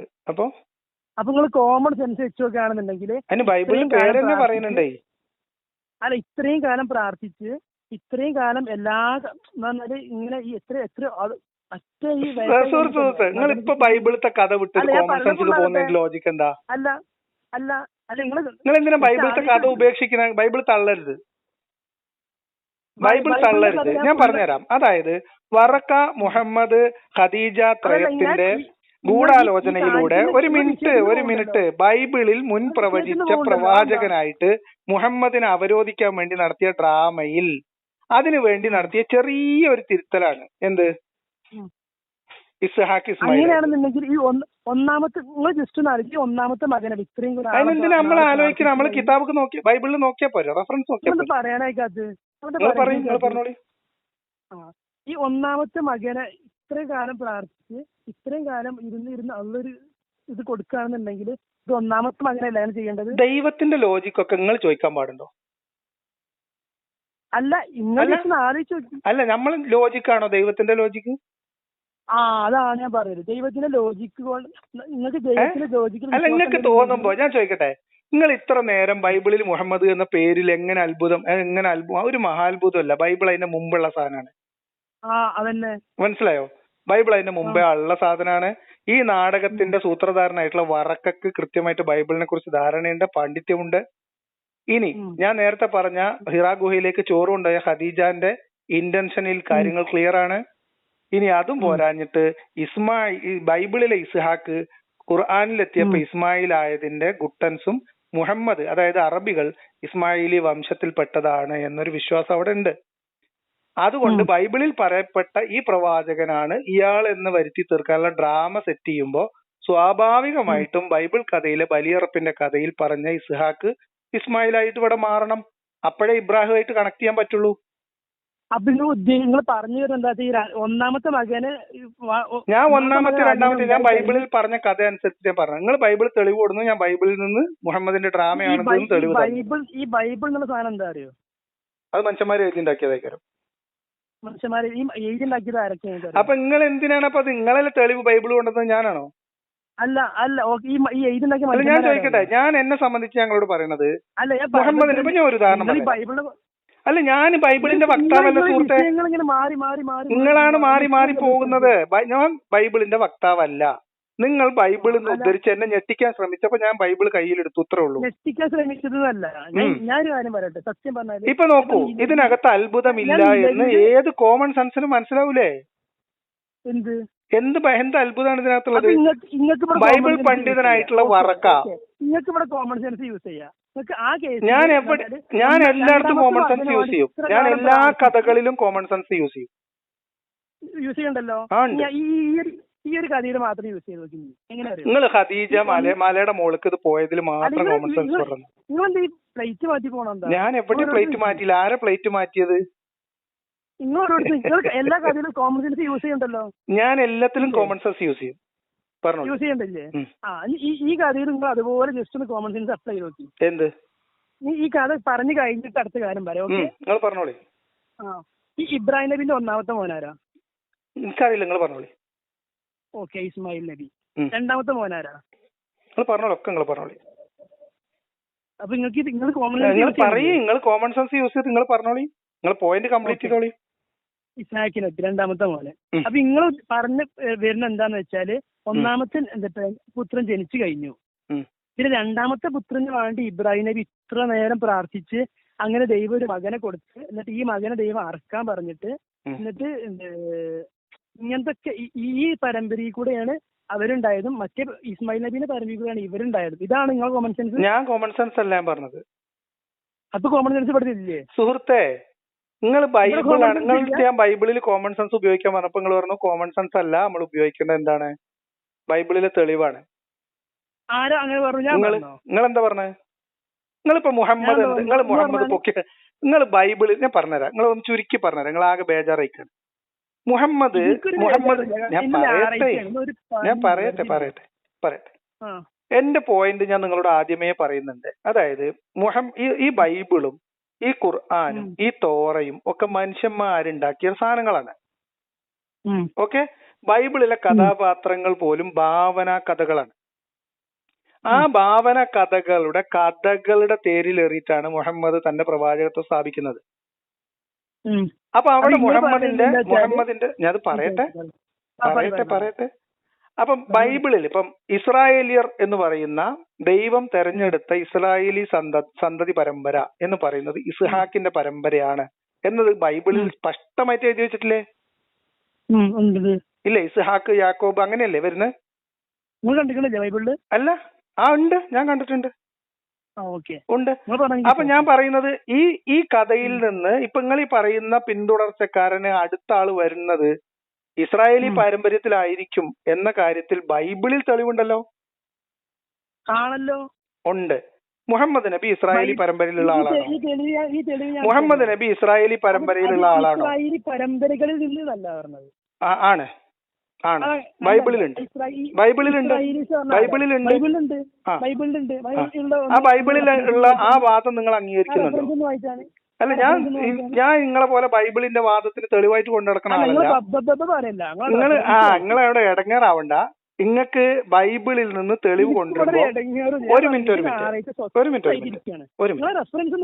അല്ല, നിങ്ങൾ വായിച്ചോളൂ. എന്നെ സംബന്ധിച്ച് ഞാൻ ബൈബിൾ കാണാതെ പഠിച്ചു വെച്ചല്ല. നിങ്ങൾ റെഫറൻസ് കണ്ടപ്പോ നോക്കിയെന്ന് മാത്രമേ ഉള്ളൂ. എന്റെ കയ്യിൽ ബൈബിൾ ഉണ്ട്. അല്ല, നിങ്ങൾ പറഞ്ഞോളൂ. ഇത് കേൾക്കുന്ന ആളുകൾക്ക് ഇത് കേൾക്കുന്ന ആളുകളുടെ കയ്യിലും ബൈബിൾ ഉണ്ടാവും. ഇത് കേൾക്കുന്ന ആളുകൾക്ക് ഇത് പരിശോധിക്കാനുള്ള സ്വാതന്ത്ര്യം ഉണ്ടാവുമല്ലോ. അത് ഞാനല്ല തീരുമാനിക്കുന്നത്, നിങ്ങളാ തീരുമാനിക്കുന്നത്.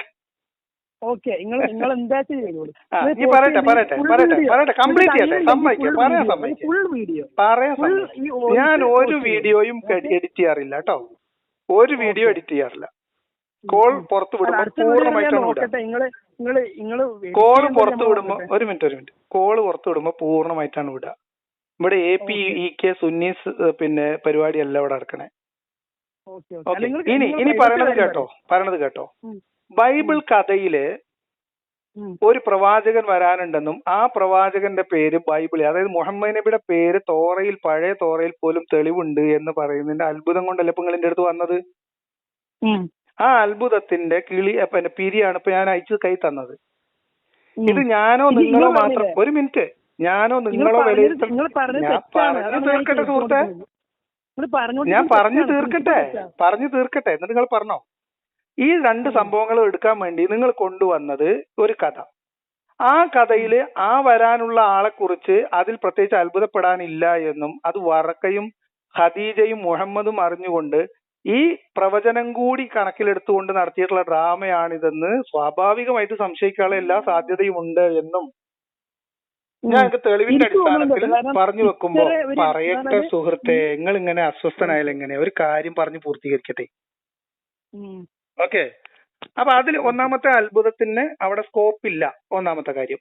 രണ്ടാമത്തത്, നിങ്ങൾ കൊണ്ടുവന്ന ഈ ഒരു ബൈബിൾ വചനം ഉദ്ധരിച്ചുകൊണ്ട് നിങ്ങൾ ഒരാളെ സ്ഥാപിക്കുമ്പോ, അതാണ് ഇയാളെന്ന് സ്ഥാപിക്കുമ്പോ, അതേ ബൈബിളിൽ ഇവര് കാത്തിരിക്കുന്ന മിശിഹ എന്ന് പറയുന്നത്, അല്ലെങ്കിൽ ഇവര് കാത്തിരിക്കുന്ന പ്രവാചകൻ യഹൂദ പാരമ്പര്യത്തിലായിരിക്കും എന്ന് ബൈബിളിൽ സ്പഷ്ടമായിട്ടുണ്ട് എന്നിരിക്കെ ആ പാരമ്പര്യത്തെ ഓവർറൈഡ് ചെയ്യാനോ അതിനെ മാനിപ്പുലേറ്റ് ചെയ്യാൻ വേണ്ടിയിട്ടാണ് ബൈബിളിലെ ഇസ്ഹാക്ക് ഖുർആനിക കഥയിലെത്തുമ്പോ ഇസ്മായിൽ ആവുന്നത് എന്നതാണ് അതിന്റെ കോമൺ സെൻസും തെളിവും.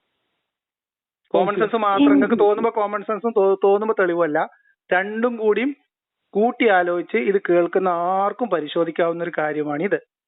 നിങ്ങൾ ലോജിക് അപ്ലൈ ചെയ്യണം എന്ന് പറയുന്നോർത്ത് ഞാൻ നിങ്ങളോട് ചോദിച്ച ലോജിക്ക് ഇത്രേ ഉള്ളൂ. ആ, ഞാൻ ലോജിക്കും അപ്ലൈ ചെയ്യും, തെളിവുകൾ എടുക്കും ചെയ്യും. സ്റ്റാർട്ടിങ്ങിലെ എന്താ ഈ ഇസ്രായേൽ സന്തതികളിലല്ല പുതിയ പ്രവാചകൻ വരുന്നു പറഞ്ഞത്. പിന്നെ ആരില്ല? ഞങ്ങൾക്ക് റെഫറൻസ് തരുന്നു. പറഞ്ഞോളൂ. ഇപ്പൊ തന്നെ ബൈബിളാണ്, ഇപ്പൊ തന്നെ നോക്കും, ബൈബിളിന്റെ കയ്യിലുണ്ട്. അതല്ല, അതില് വേറെ ഡ്യൂട്രോണമി അല്ല, നിങ്ങളുടെ സഹോദരന്മാരിൽ നിന്ന് വരുന്ന പറഞ്ഞോളൂ. ആരോടാ പറയണേ? തെളിവും തന്നോളൂ, നമുക്ക് നോക്കാലോ. ഡ്യൂട്രോണമി 18:18 എടുത്താണ്. ഏതാണ്? ഡ്യൂട്രോണമി 18:18. 18:18. ഇനി അവിടെ പോയിട്ട് വേറെ മറ്റേ ഹീബ്രുവിൽ വേറെ അർത്ഥമാണ് പറയണ്ട കേട്ടോ. എനിക്ക് ഹീബ്രു അറിയില്ലേ. ഉള്ള കാര്യം പറയല്ലോ. ട്യൂട്രോണമി എത്രാമത്തെ വചനാണ്? 18-ാം അധ്യായത്തിൽ 18-ാമത്തെ വചനം. 18-ാം അധ്യായത്തിൽ 18-ാമത്തെ. ഫോൺ എടുത്താ പോലെ ഇത്ര റിസ്ക് എടുക്കാം. ഇല്ല എന്റെ കയ്യിൽ പുസ്തകമാണ് കയ്യില്. ഓക്കെ, നല്ലതാ. വായിച്ചോളി, നിങ്ങൾ വായിച്ചാൽ മതി. നിങ്ങൾ വായിച്ചോളി. ആയിക്കോട്ടെ. I will raise a prophet from among their brethren എന്നാണ്. ഒരു മിനിറ്റ്. അപ്പൊ ഞാൻ എടുത്ത മാറിപ്പോയി. ഒരു മിനിറ്റ്. ഡിയോട്രോമി 18-18 നിങ്ങൾ പറഞ്ഞേ. ഞാൻ 17. നിങ്ങളുടെ സഹോദരന്മാരിൽ നിന്ന് ഞാൻ ഉണ്ടാക്കുന്നതാണ്. ആരോടാ പറയണേ? ഇംഗ്ലീഷ് ഒന്ന് വായിച്ചാണ്. അല്ല, 18 നിന്ന് 18 ആരോടാണ് പറയണത്? എവിടെ എത്തിയിട്ടാ ഈ പറയണത്? അല്ല, ആ 18 നിങ്ങൾ വായിച്ചാണ്. നിങ്ങൾ വായിച്ചോളി. നിന്നെ പോലെ ഒരു പ്രവാചകനെ ഞാൻ അവർക്ക് അവരുടെ സഹോദരന്റെ ഇടയിൽ നിന്ന് എഴുന്നേൽപ്പിച്ച് എന്റെ വചനങ്ങൾ അവന്റെ നാവിന്മേലായിരിക്കും. എങ്ങനെ? സഹോദരന്മാരിൽ നിന്നല്ലേ? സഹോദരന്മാരുടെ ഇടയിൽ നിന്നാണ് ഇതിനകത്തുള്ളത്. അതെ. ഇസ്രായേലിന്റെ സഹോദരന്മാർ ആരാണ്? നിങ്ങൾ പറഞ്ഞോളി. ഇസ്മായിൽ. ഈ ഇസ്മായിലിന്റെ പരമ്പരയിൽ നിന്നല്ല ഇപ്പൊ ഇത് കണ്ടത്. അപ്പൊ നിങ്ങൾ മാത്രം എന്താ പറഞ്ഞത്? ജൂതന്മാരുടെ പരമ്പരയിൽ നിന്ന് വരുന്നത്. യഹൂദ പാരമ്പര്യത്തിൽ നിന്നാണെന്നാണ് അവര് വിശ്വസിക്കുന്നത്. ഞാൻ ക്രിസ്ത്യാനിയല്ല. നിങ്ങൾ ഇന്നോടല്ല ചോദിക്കേണ്ടത്. അപ്പൊ അവര് വിശ്വസിക്കണ്ടല്ലോ. ക്രിസ്ത്യൻസ് ജീസസ് ആണോ അവരുടെ ദൈവം? എങ്ങനെ? മേരിയാണോ അവരുടെ ദൈവം? യേശു ആണോ അവരുടെ ദൈവം? സുഹൃത്തെ, ഇത് നിങ്ങൾ ആരോട് തർക്കിക്കേണ്ട കാര്യമാണ്? ഇത് നിങ്ങൾ ക്രിസ്ത്യാനികളോട് തർക്കിക്കണം. അല്ല, ഞാൻ പറഞ്ഞുതരാം. ഇത് നിങ്ങൾ ഇപ്പൊ ഞാൻ എന്നെ സംബന്ധിച്ച് നിങ്ങൾ ഈ പറഞ്ഞ സാധനവും ആ സാധനവും തമ്മിൽ എന്താണ് ബന്ധം എന്ന് മനസ്സിലായിട്ടില്ല. പറയട്ടെ. ഈ എന്നോട് നിങ്ങൾ ഈ പറഞ്ഞ ബൈബിളിലെ ഒരു വചനം, ആദ്യം പറഞ്ഞ വചനം നിങ്ങളുടെ വാദത്തിനല്ല, അതിനെതിരായിട്ടാണ് തെളിവുള്ളത്. നിങ്ങൾ ഇപ്പൊ ഈ പറയുന്ന സാധനം ഇത് ആരോട് എപ്പോൾ എന്തിനു പറഞ്ഞു എന്ന് ചോദിച്ചാൽ എനിക്കറിയില്ല. ഞാൻ ബൈബിൾ പണ്ഡിതനല്ല. ഇനി ഇതുള്ളത് മുസ്ലിങ്ങളും ക്രിസ്ത്യാനികളും തമ്മിലുള്ള തർക്കമാണ്. എന്നെ സംബന്ധിച്ച് ഇതെല്ലാം മനുഷ്യന്റെ സൃഷ്ടിയാണ്. ഞാൻ പറയാനുള്ള കാരണം പറഞ്ഞുതരാം. അപ്പൊ നോക്കൂ. അല്ല, നിങ്ങൾ ശരിയാക്കി തരണ്ട. ഞാൻ പറയുന്നത് നിങ്ങൾ പറയുന്ന അതേ വാദം.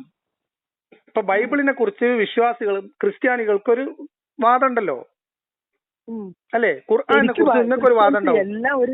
ഒരു ദൈവത്തിനെ ആരാധിക്കണം, അത് വേറെ കേസാണ്. അല്ല, അതായിക്കോട്ടെ. അത് നിങ്ങൾ എങ്ങനെ ആരാധിച്ചാലും കുഴപ്പമില്ല. എന്നെ സംബന്ധിച്ച് നിങ്ങൾ ഈ ബൈബിൾ എന്ന് പറയുന്നതും ഖുർആൻ എന്ന് പറയുന്നതും മനുഷ്യന്റെ സൃഷ്ടിയാണ്. നിങ്ങൾ ആദ്യം പറഞ്ഞ മുഹമ്മദിന്റെ പേര് വെച്ചിട്ടുള്ള ഒരു മിനിറ്റ് ഞാൻ പറയട്ടെ. നിങ്ങൾ നേരത്തെ പറഞ്ഞ മുഹമ്മദ് ഉണ്ടല്ലോ, നിങ്ങൾ നേരത്തെ പറഞ്ഞ മുഹമ്മദ് എന്ന് പറഞ്ഞ കഥയുണ്ടല്ലോ, അതും ഇപ്പൊ നിങ്ങൾ പറഞ്ഞ ഈ സാധനവും തമ്മിൽ എന്തെങ്കിലും കണക്ഷൻ ഉണ്ടോ? അതെന്നെ ഉദ്ദേശിച്ചിട്ടാണോ ഇത് പറഞ്ഞതെന്ന് പോലും എനിക്കറിയില്ല. മനസ്സിലായില്ല. അതായത് നിങ്ങൾ നേരത്തെ പറഞ്ഞ മുഹമ്മദിന്റെ പേര് പരാമർശിക്കുന്ന സാധനം ഉണ്ടല്ലോ, അത് ഈ സഹോദരന്മാരുടെ ഇടയിൽ നിന്ന് വരുന്ന പ്രവാചകനെ കുറിച്ച് തന്നെയാണ് എന്നതിന് എനിക്ക് ധാരണയില്ലാന്ന്. നിങ്ങൾക്ക് ഉണ്ടാവില്ല. ഇല്ല. കാരണം എനിക്കത് എന്നെ സംബന്ധിച്ച് ഞാനതിന്റെ മേഖലയല്ല. ഞാൻ നിങ്ങളോട് പറഞ്ഞുകൊണ്ടിരിക്കുന്ന കാര്യം, നിങ്ങൾ ആദ്യം പറഞ്ഞ മുഹമ്മദ് എന്ന് പറയുന്ന സാധനം, ആ മുഹമ്മദിന്റെ തെളിവിൽ യാതൊരു മഹാത്ഭുതവും ഇല്ല, ആ പേരിന്റെ അത്ഭുതത്തിൽ.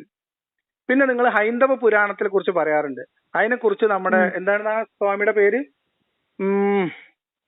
ഇവിടുത്തെ നമ്മുടെ MM അക്ബറിനുമായിട്ട് സംവാദം നടത്തിയിട്ട് നിച്ച് ഓഫ് ട്രൂത്ത് മുക്കിക്കളഞ്ഞ ഒരു സംവാദം ഉണ്ടല്ലോ, മഞ്ചേരി സംവാദം. നിങ്ങൾ കണ്ണി കണ്ട് കാണണ്ട. നിങ്ങൾ അഹമ്മദ് ദീദാത്തിന്റെ പിന്നെ ഇതൊക്കെ എടുത്ത് വന്നപ്പോ ഞാൻ ചോദിച്ചതാ. അപ്പം അങ്ങനെ ഞാൻ പറഞ്ഞുതരാം. പറഞ്ഞുതരാം. ചിദാനന്ദപുരിയുടെ ഇതേ സാധനം അവർ ചോദിക്കുകയും പറയുകയൊക്കെ ചെയ്യുന്നത് അതും ഞാൻ കണ്ടിട്ടുണ്ട്. ഇത് മുസ്ലിങ്ങളും ഹിന്ദുക്കളും ക്രിസ്ത്യാനികളും അവരുടെ വേദങ്ങൾ വെച്ച് നടക്കുന്ന കടിപിടിയിൽ നമ്മൾ ഭാഗവാക്കല്ല. പക്ഷെ ഇതിൽ അത്ഭുതപ്പെടാനൊന്നും സാമാന്യമായിട്ടില്ല എന്നതിന്റെ തെളിവാണ് ഞങ്ങൾക്ക് തന്നത്. ഇനി പറയാനുള്ളത്, ഇതൊക്കെ ശരിയാണെന്ന് വെച്ചോ, നമ്മൾ ഒരു മനുഷ്യന്റെ മതത്തെ, ഒരു ആശയത്തെ, ഒരു മിനിറ്റ് സുഹൃത്തെ, ഒരു മിനിറ്റ് ഇത് പറയട്ടെ. ഇതൊക്കെ നമുക്ക് മുൻകഴിഞ്ഞ വേദത്തിലുള്ള ഒരാളെ, ഇപ്പൊ എന്റെ കുട്ടി അല്ലെങ്കിൽ എന്റെ തലമുറയിൽ ഒരാളെ 2 തലമുറ വെച്ചിട്ടോ അല്ലെങ്കിൽ എനിക്കിപ്പോ ഏതെങ്കിലും ഒരാളെ കണ്ടെത്തിയിട്ടോ ഏതെങ്കിലും ഒരു മുൻ പ്രവചനത്തിന് സമാനമായിട്ടുള്ള ഒരു മനുഷ്യന്റെ പേരും സാധനങ്ങളും ഉണ്ടാക്കിയെടുത്തൂടെ? കോമൺ സെൻസ് ആണ് ഇതൊക്കെ. എടുക്കാൻ പറ്റും. പേരുണ്ടാക്കിയെടുക്കാൻ പറ്റും. മുഹമ്മദിന്റെ പേര് മുഹമ്മദ് എന്ന് പിന്നീട് ആക്കിയതല്ല. നിങ്ങൾക്ക് എന്താ തെളിവ്? മുഹമ്മദിന്റെ പേര് ഈ ബൈബിൾ കഥയെ കൂടി ആസ്പദമാക്കിയിട്ട് പിന്നീട് മാറ്റിയതല്ല എന്നെന്താ നിങ്ങൾക്ക് തെളിവ്? മനസ്സിലായില്ല. അറബികൾക്കിടയിൽ സാധാരണ പ്രചാരത്തിലുള്ള ഒരു പേരല്ല മുഹമ്മദ്. ഉം. അല്ലല്ലോ? അല്ല. അല്ല. അപ്പൊ അങ്ങനത്തെ ഒരു പേര് അറബികൾ ഇട്ടതാണോ അതോ മുഹമ്മദ് പിന്നീട് സ്വയം ആ പേര് സ്വീകരിച്ചതാണോ എന്നെങ്ങനെ അറിയും? എങ്ങനെ അറിയും? നിങ്ങൾ പറയും. എങ്ങനെ പറയും? ആർക്കും പേര് സ്വീകരിക്കാം. മാതാ അമൃതാനന്ദമയി എന്ന പേരിലാണ് ഇവർ അറിയപ്പെടുന്നത്. ഇവിടെ ഒരാള് അല്ലേ, മാതാ അമൃതാനന്ദമയി എന്നാണ് അവരുടെ പേര്. ആണോ? അവരുടെ പേര് അതാണോ? നിങ്ങൾക്ക് അറിയണല്ലോ. എന്താ അറിയില്ല നിങ്ങള്? സത്യം പറയാം, മാതാ അമൃതാനന്ദമയി എന്നാണ് ഇവിടെ ഒരു ആൾ ദൈവം അറിയപ്പെടുന്നത്. അവര് ലോകത്തെമ്പാടും അറിയപ്പെടുന്ന മാതാ അമൃതാനന്ദമയി എന്നാണ്. അവർ ആ പേര് പിന്നീട് സ്വീകരിച്ചതാണോ അതോ അവർക്ക് ആദ്യമേ ജനിച്ചപ്പെട്ട പേരാണോ? ഇത് പറയാൻ സുഹൃത്ത്, നിങ്ങൾ പറയണല്ലോ. എങ്ങനെ അറിയില്ല എന്ന് പറയാം. അപ്പൊ മുഹമ്മദ് എന്ന പേര് ഈ നിങ്ങൾ ജീവിച്ചിരിക്കുന്ന സമകാലികർക്കിടയിൽ ജീവനോടെ ഇരിക്കുന്ന ഒരാളെ കുറിച്ച് നിങ്ങളോട് ഞാൻ ചോദിക്കുന്ന ഒരു ചോദ്യത്തിന് ഉത്തരം പറയാൻ പറ്റാത്ത നിങ്ങൾ 14-15 നൂറ്റാണ്ട് മുമ്പത്തെ ഒരാളുടെ പേര്, ഒരു മിനിറ്റ്, 15 നൂറ്റാണ്ട് മുമ്പത്തെ, ഒരു മിനിറ്റ് സുഹൃത്തെ, 15 നൂറ്റാണ്ട് മുമ്പത്തെ ഒരു മനുഷ്യൻ സ്വയം സ്വീകരിച്ച അന്നാട്ടിൽ അന്ന് സാധാരണഗതിയിൽ പ്രചാരത്തിലില്ലാത്ത ഒരു പേര് സ്വയം സ്വീകരിച്ചതാണെങ്കിൽ അതല്ല എന്ന് നമ്മൾ എങ്ങനെ തെളിയിക്കും? മുഹമ്മദിന്റെ പേര് മുഹമ്മദ് എന്നാണോ പേര് നാമകരണം ചെയ്തിരുന്നത് അല്ലയോ? നമുക്ക് എങ്ങനെ അറിയും? ഇല്ല, എനിക്കറിയാം. എന്റെ വല്യപ്പാന്റെ പേരൊക്കെ എനിക്കറിയാം. വല്യപ്പാന്റെ ഉപ്പാന്റെ പേരും അറിയാം. അതിന്റെ അപ്പുറത്തേക്ക് പോയാൽ എനിക്കറിയില്ല. വല്യപ്പാന്റെ ഉപ്പാന്റെ പേര് എനിക്കറിയില്ല. എനിക്കറിയില്ല. വല്യപ്പാന്റെ ഉപ്പാന്റെ പേരറിയും. അല്ല, എന്താ പ്രസക്തി എന്താ പറയും? അല്ല, നിങ്ങൾ പറയാൻ ഞാൻ ചോദിക്കുന്നത്, എന്റെ ചോദ്യം നിങ്ങൾക്ക് മനസ്സിലാവായിട്ടല്ലോ. നിങ്ങൾ ഇങ്ങനെ കിടന്ന് കഷ്ടപ്പെടല്ലേ. ഒരു പേര് ഒപ്പിക്കുക എന്ന് പറയുന്നത് ഇന്നത്തെ കാലത്ത് പോലും സാധ്യമാണ്. നിങ്ങൾക്ക് മാതാ അമൃതാനന്ദമയിയുടെ പേരെന്താന്ന് അറിയില്ല നിങ്ങൾ പറയണേ. ഒരു മിനിറ്റ്, നമ്മുടെ നാട്ടിൽ നമ്മുടെ സമകാലികരായിട്ട് ജീവിക്കുന്ന ഒരു മനുഷ്യന്റെ പേര് ഇങ്ങോട്ട് ചോദിച്ചാൽ നിങ്ങൾക്ക് അറിയില്ല. നിങ്ങൾക്ക് അറിയാവുന്ന പേര് അവർ സ്വയം സ്വീകരിച്ച പേരാണ്. മാതാ അമൃതാനന്ദമയിയുടെ യഥാർത്ഥ പേര് നിങ്ങൾ പറഞ്ഞോളി. അല്ല, അത് എന്തിനാണ് വാപ്പാനെയും വല്യപ്പാനൊക്കെ ഇങ്ങോട്ട് കൊണ്ടുവരണത്? അല്ല, അതിന്റെ ആവശ്യം എന്താണ്? ഇത് പറയൂ. മാതാ അമൃതാനന്ദമയിയുടെ യഥാർത്ഥ പേര് പറയൂ. മാതാ അമൃതാനന്ദമയിയുടെ യഥാർത്ഥ പേര് പറയും. ഒരു മനുഷ്യന് അവനൊരു പേര് സ്വയം, ഒരു മിനിറ്റ് പറഞ്ഞുതരാം. ഒരു മനുഷ്യനോ അയാളുടെ ഒരു സംഘമോ തീരുമാനിച്ചാൽ, കേട്ടോ പറഞ്ഞുതരാം.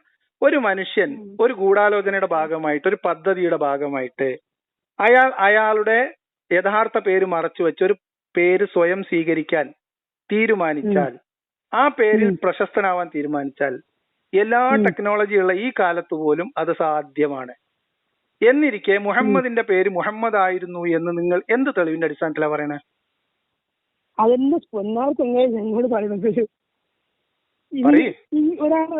അപ്പൊ നിങ്ങൾ കൊണ്ടുവന്ന ബൈബിളിലെ, പറഞ്ഞുതരാം, നിങ്ങൾ കൊണ്ടുവന്ന ബൈബിളിലെ മുഹമ്മദ് എന്ന അത്ഭുതം, അത് മുഹമ്മദ് എന്ന അത്ഭുതം വീണ്ടും തവിട് പൊടിയാവും. കാരണം വറക്ക ബൈബിൾ പണ്ഡിതനാണ്.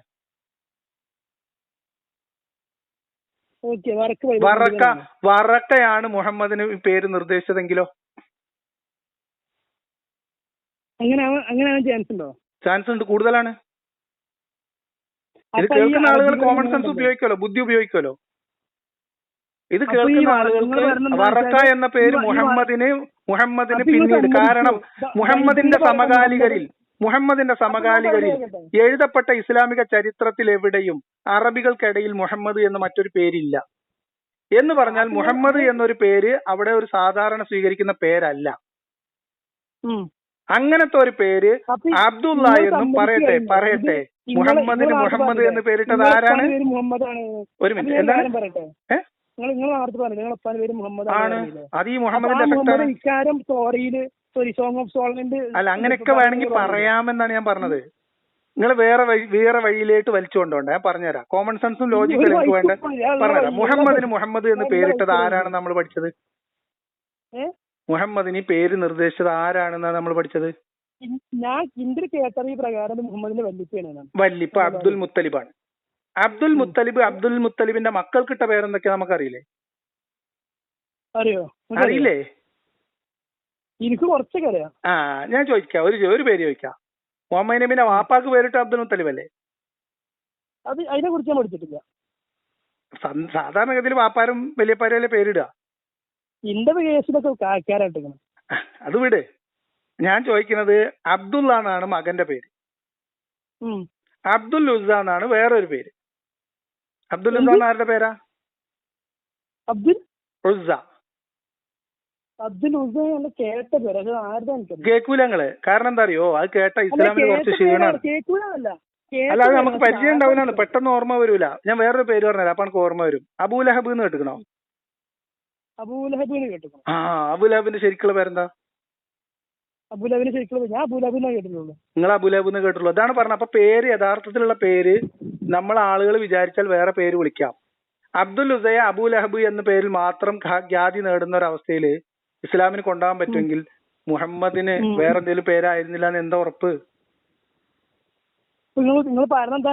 ഞാൻ പറഞ്ഞു വരുന്നത്, ഇത് ഞാൻ ഇന്ന് പറയണതല്ല, ഇപ്പൊ എന്നോട് പറയണതല്ല കേട്ടോ. ഞാൻ ഈ കേസില് ഞാൻ ഇതിന് മുൻപേ പറഞ്ഞിട്ടുള്ളതാണ്. ഈ നുബൂവത്ത് എന്ന് പറയുന്നത് വറക്കയുടെ മേൽനോട്ടത്തിൽ ഖദീജയും മുഹമ്മദും കൂടി ചെയ്ത് നടത്തിയിട്ടുള്ള ഒരു ഡ്രാമയാണ്. ഇതൊരു ട്രാൻസ് സിനിമയുടെ തിരക്കഥയെ വെല്ലുന്ന ഒരു സംഭവമാണ്. പോയിന്റ് എന്താന്ന് വെച്ചാല്, ഈ മുഹമ്മദ് നബിന്റെ പേര് വേറെന്തോ ആയിരുന്നു. അല്ല, അങ്ങനെ ആവാനുള്ള സാധ്യതയുണ്ട്, നമുക്ക് തള്ളിക്കളയാൻ പറ്റില്ല എന്ന് പറഞ്ഞു.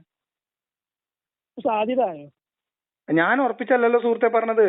നിങ്ങൾ പേര് മഹാത്ഭുതം കൊണ്ടുവരുമ്പോ ഒരു പേര്, ഒരു ബൈബിളിലുള്ള ഒരു പേരെടുത്തു വന്നിട്ട് അത് അത്ഭുതമാണ് എന്ന് കൊണ്ടുവന്നപ്പോ ഞങ്ങളോട് പറഞ്ഞതിൽ ഒരു അത്ഭുതവും ഇല്ല. കാരണം ഒരു സാധ്യതയുമില്ല. അതിന് തുല്യമായ സാധ്യത ആ കഥയ്ക്ക് അനുസരിച്ച് ഒരു ഡ്രാമ സെറ്റ് ചെയ്തതാവാനും ഉണ്ട്. ഉണ്ട്. ആ, രണ്ട് കാര്യങ്ങൾക്ക് ഈക്വൽ സാധ്യത ഉള്ളിടത്ത്, രണ്ടോ മൂന്നോ സാധ്യതകൾ ഉള്ളിടത്ത് ഒരു സാധ്യതയിൽ അത്ഭുതം കൂറാൻ എനിക്ക് ഭ്രാന്തൊന്നുമില്ല. അതാണ് പറഞ്ഞത്. എത്രയോ സാധ്യത ഉണ്ട്. അപ്പൊ അതാണ് ഞാൻ പറയണത്. ഇനി നിൽക്കൂ. എന്റെ മതവിമർശനം എന്ന് പറയണത്, ഇപ്പൊ മുഹമ്മദ് നബി ജനിച്ചു കഴിഞ്ഞത്, ഒരു മിനിറ്റ് തെളിവ് ലോജിക്ക് വെക്കുമ്പോഴേ ഒരു കാര്യം കൂടി ഞാൻ എന്റെ ഒരു പോയിന്റ് പറയാം, അപ്പൊ നിനക്ക് കാര്യം കുറച്ചുകൂടി മനസ്സിലാവും.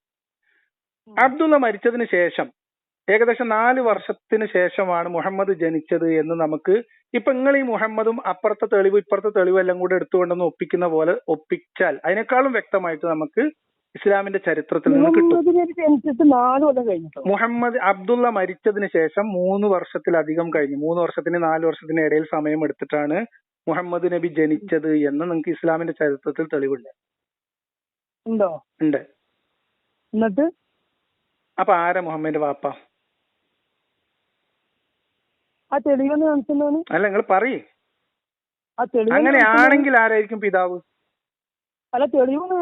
അത് പറഞ്ഞുതരാം. ഞാൻ എന്ത് പറയാനാ ഇത് പറഞ്ഞെന്നും കൂടി പറയുമ്പോൾ നമുക്ക് കാര്യം മനസ്സിലാവും. ഈ വാദം ഒരു മിനിറ്റ് ഞാൻ പറയട്ടെ, ഇത് കംപ്ലീറ്റ് ചെയ്യട്ടെ. ഞാൻ ഇത് നിങ്ങളെ ഒരു കാര്യത്തിലേക്ക് ശ്രദ്ധ ക്ഷണിക്കാൻ വേണ്ടി. എല്ലാ അറബികൾ പൊട്ടന്മാരല്ല. കുന്നിൻ ചെരുവിലെ ഈന്തപ്പനാന്ന് മുഹമ്മദ് നബിനെ വിളിച്ചിരുന്നു. ആ, അത് ഹദീസിൽ തെളിവുണ്ട്, ഇസ്ലാമിൽ ചരിത്രത്തിൽ തെളിവുണ്ട്. പറഞ്ഞുതരാം. പറയട്ടെ, ഞാൻ പറയാൻ വന്ന പോയിന്റ് പറയട്ടെ. ഇത് ഇസ്ലാമിനെതിരെയുള്ള ഒരു ആരോപണമായിട്ട് ഉന്നയിക്കേണ്ട കാര്യമല്ല. മുഹമ്മദിനെ നമ്മൾ വിലയിരുത്തേണ്ടത് മുഹമ്മദിന്റെ പിതൃത്വത്തെ ചൊല്ലിയുള്ള ഊഹാപോഹങ്ങൾ വെച്ചിട്ടല്ല. ഇതാണ് എന്റെ നിലപാട്. അത് ഞാൻ വിമർശകരോടും പറയുന്നതാണ്. ഒരാശയം ഇപ്പൊ മുഹമ്മദ് നബി തെറ്റായിരുന്നു അല്ലെങ്കിൽ ഇസ്ലാം തെറ്റാണെന്ന് പറയാൻ മുഹമ്മദ് നബിയുടെ ജന്മവുമായി ബന്ധപ്പെട്ട് ഈ ഊഹാപോഹം അല്ലെങ്കിൽ ഈ കഥകൾ, ഈ കാര്യങ്ങൾ കണക്ട് ചെയ്തിട്ട് തെളിവുണ്ടാക്കേണ്ട കാര്യമില്ല.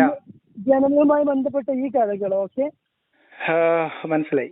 അപ്പൊ ഇത്തരം കാര്യം ഇങ്ങനെയല്ല നമ്മൾ വിമർശിക്കണേ എന്നതുപോലെ തന്നെയാണ് മുഹമ്മദിന്റെ പേര്. ഇനിയിപ്പോ പറഞ്ഞു തീർക്കട്ടെ. ഇത് നീ മാത്രം, ഒരു മിനിറ്റ്, നീ മണ്ടത്തരം അഭിനയിച്ചാൽ നീ മാത്രം മണ്ടനാവുള്ളൂ. ഇത് കേൾക്കുന്ന എല്ലാവരും മണ്ടന്മാരല്ല. നമ്മൾ ഒരാശയത്തെ സമീപിക്കുന്നത്, ഒരാശയത്തെ, ഒരു പ്രത്യയശാസ്ത്രത്തെ, ഇസ്ലാം എന്ന് പറയുന്ന ഒരു മതത്തെ സമീപിക്കുന്നത് അതിന്റെ മെറിറ്റിൽ നിന്നുകൊണ്ടാണ്. ആ മെറിറ്റിൽ നിന്നുകൊണ്ട് സംസാരിക്കുമ്പോ ബൈബിളിൽ മുഹമ്മദ് എന്നുള്ള പേരുണ്ടോ അല്ലെങ്കിൽ ഭവിഷ്യപുരാണത്തിൽ എഴുതി വെച്ചിട്ടുണ്ടോ എന്നത് ഏതുപോലെ അപ്രസക്തമാണ്. മുഹമ്മദ് നബി, ഞാൻ പറയട്ടേന്ന്, ഭവിഷ്യ പുരാണത്തിലുണ്ടോ, ബൈബിളിൽ പേര് പരാമർശിച്ചിട്ടുണ്ടോ എന്നത് മുഹമ്മദ് നബിയും ജനനവും അബ്ദുള്ളയുടെ മരണവും പ്രായ വ്യത്യാസവും തമ്മിലുള്ള കണക്കുകൾ ശരിയാവാത്തത് പോലെ അപ്രസക്തമാണ്. നമ്മൾ ഇസ്ലാമിനെ പരിഗണിക്കുന്നത് എങ്ങനെയാ? ഇസ്ലാമിനെ പരിഗണിക്കുന്നത് ഇസ്ലാമിക ഗ്രന്ഥങ്ങളും ഞാൻ ഇത് തെളിവ് തരാൻ ഉദ്ദേശിക്കുന്നില്ല. കാരണം എന്താ അറിയോ, അതെന്റെ ആരോപണം അല്ലാത്തതുകൊണ്ടാണ്. എന്റെ അത് നിനക്ക് തെളിവ് വേണോ? തെളിവ് വേണമെങ്കിൽ നീ തബക്കാത്തുൽ കബീർ ശരിക്കിരുന്ന് വായിച്ചോ. പുസ്തകം ഞാൻ പറഞ്ഞുതരാം, ഇരുന്ന് വായിച്ചോട്. തബക്കാത്തുൽ കബീറിൽ വായിച്ചോ. പിന്നെ ഹംസ എന്ന് പറയുന്ന ഹംസ ഇബ്നു അബ്ദുൽ മുത്തലിബിന്റെ ചരിത്രം വായിച്ചോ. മുഹമ്മദ് നബിയുടെ ജനനവും ഹംസയുടെ മരണവും ഒക്കെ ആയിട്ട് ബന്ധപ്പെട്ട കാര്യങ്ങൾ തബക്കത്തുൽ കബീർ എന്ന് പറഞ്ഞ പുസ്തകം ഇരുന്ന് വായിക്കേണ്ട പൊന്നാര സുഹൃത്തെ. ഇതുപോലും നിങ്ങൾക്ക് അറിയില്ല. പിന്നെ എന്ത് ഇസ്ലാമാണ്? ബൈബിളിന്റെ കഥക്കണക്ക് കറക്റ്റ് ആയിട്ട് അറിയാലോ. എങ്ങനെ?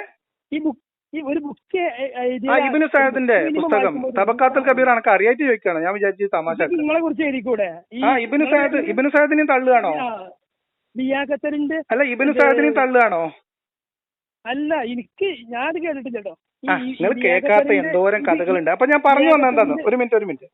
ഇത് എനിക്ക് വേണമെങ്കിൽ ഒരു വീഡിയോ ചെയ്യാം. എന്ത് മുഹമ്മദ് നബിയുടെ ജന്മത്തിന്റെ പറയട്ടെ ഞാന്. അത് ഞാൻ ചെയ്യൂല. കാരണം എന്താ അറിയോ, അതെന്റെ വിഷയമല്ല. എന്തുകൊണ്ടാ? നമ്മൾ വിമർശിക്കുന്നത് ഇസ്ലാം എന്ന് പറയുന്ന ആശയത്തെയാണ്. ആ ആശയത്തെ വിമർശിക്കുമ്പോ പറഞ്ഞുതരാം. കേട്ടോ എന്റെ എല്ലാ അത്ഭുതവും തീരും. ഒരു ഇസ്ലാം എന്ന് പറയുന്ന പ്രത്യയശാസ്ത്രത്തെ, അതിന്റെ ആദർശത്തെ വിമർശിക്കുന്നത്, പറയട്ടെ സുഹൃത്തെ, ഇത് നിങ്ങൾ പറഞ്ഞു തീർക്കാൻ സമ്മതിക്കും. ഒരു ആദർശത്തെ നമ്മൾ കൈകാര്യം ചെയ്യുന്നതും അതിനെ പരിഗണിക്കുന്നതും അതിന്റെ മെറിറ്റിൽ നിന്നിട്ടാണ്. അപ്പൊ എന്താ ഇസ്ലാം എന്ന് പറഞ്ഞ ആശയം? ഇസ്ലാം എന്ന ആശയം മുഹമ്മദ് നബിയിലൂടെ വന്നു എന്ന് പറയപ്പെടുന്ന ദിവ്യവചനങ്ങളാണ് എന്ന വിശ്വാസമാണ്. ആ ദിവ്യവചനങ്ങളിലൂടെ മുഹമ്മദ് നബിയിലൂടെ അള്ളാഹു ലോകത്തുള്ള സകല മനുഷ്യർക്കും, സകല കാലത്തേക്കുമുള്ള സകല മനുഷ്യർക്കും ഏറ്റവും ഉത്തമമായ ജീവിത പദ്ധതി ഉദാഹരണ സഹിതം, മാതൃക സഹിതം ജീവിച്ച് കാണിക്കാനും പറഞ്ഞു പഠിപ്പിക്കാനും വന്ന ആളാണ് മുഹമ്മദ് നബി.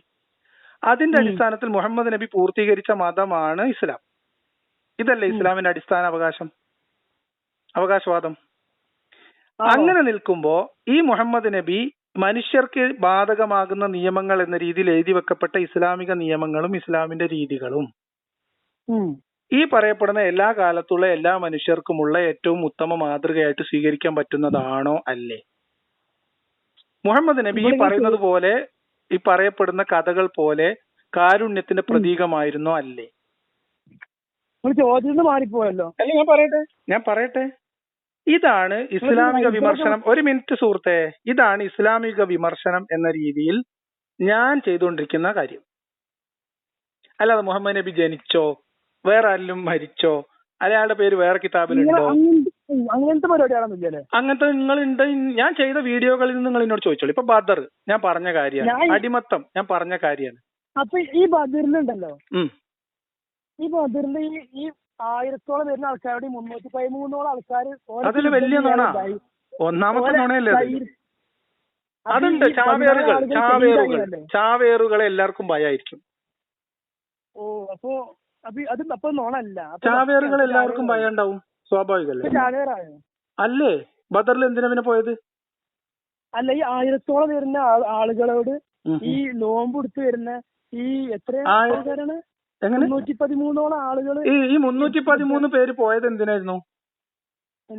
313 പേര് ഒരുങ്ങി ഇറങ്ങിയത് 1000-ഓളം ആളുകളോട് യുദ്ധം വെട്ടാനാണോ അല്ലേ? ഞാൻ കേട്ടുന്നത് ഈ 313-ഓളം ആളുകള് പുറപ്പെട്ടു പോയത് 313 ആളുകളെ മുഹമ്മദിന്, ഞാൻ പറഞ്ഞുതരാം, നിങ്ങളോട് ചോദിക്കാം, നിങ്ങളെ ഉത്തരം പറഞ്ഞാൽ നിങ്ങൾ പറഞ്ഞുതരാണല്ലോ, എന്റെ സംശയം തീർത്താൽ മതി. മുഹമ്മദ് നബി 313 പേരെ തയ്യാറാക്കിയിട്ട് പുറപ്പെട്ടത് 1000-ഓളം ആളുകളോട് യുദ്ധം ചെയ്യാനായിരുന്നു അല്ലേ? ഞാൻ അതിന് ആൻസർ പറയട്ടെ. പറഞ്ഞോളി. ഈ ആൻസർ പറയുമ്പോ കുറച്ച് മുന്നിന്ന് പറയണം, കുഴപ്പമുണ്ടോ? നിങ്ങൾ എവിടുന്ന് വേണേ പറഞ്ഞോളി.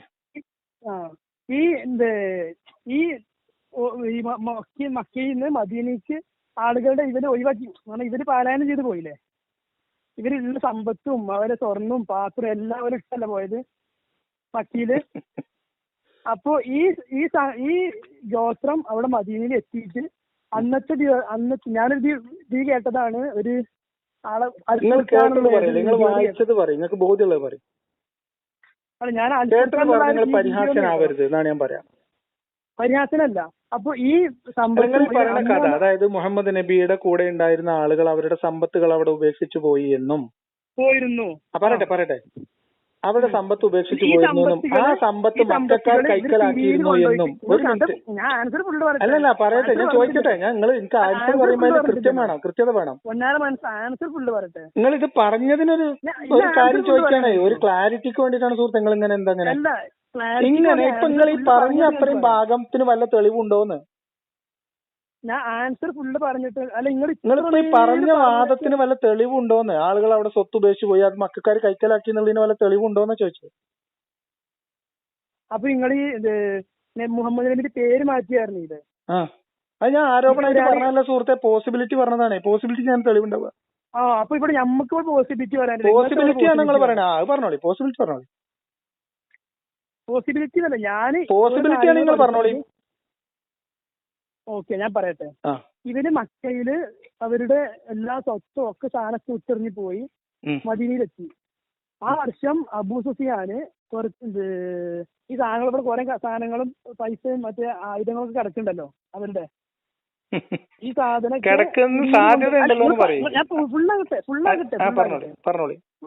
ഈ സാധനമൊക്കെ അവിടെ സിരിയില് കൊണ്ടുപോയിട്ട് വിറ്റു. ശരിക്കും ഞാൻ കേട്ട പ്രകാരം ഇവര് പോണ വഴിക്ക് പിടിക്കാനാണ് ഇവരുടെ പ്ലാന്.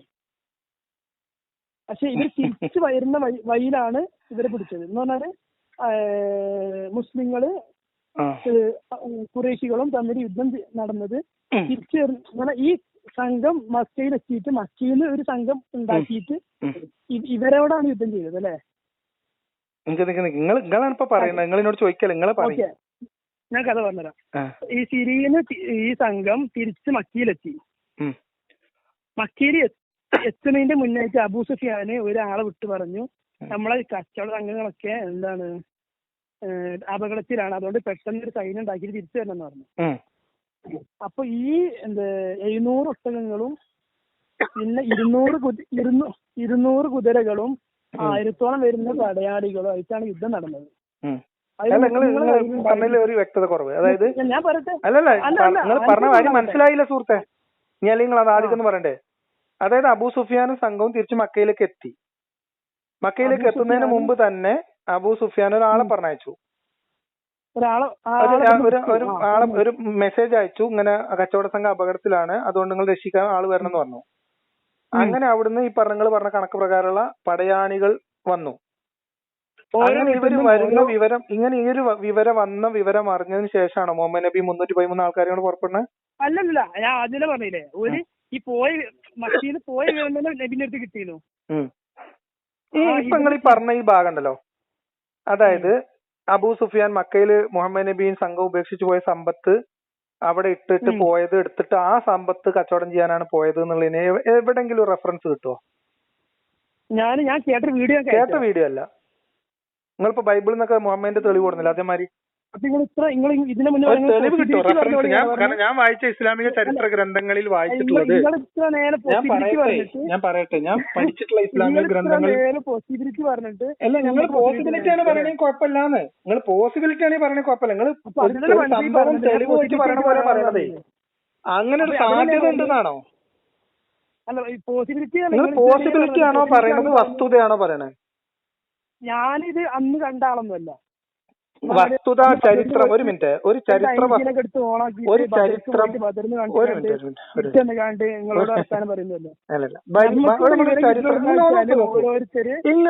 ഇസ്ലാമിക സംഭവമാണോ?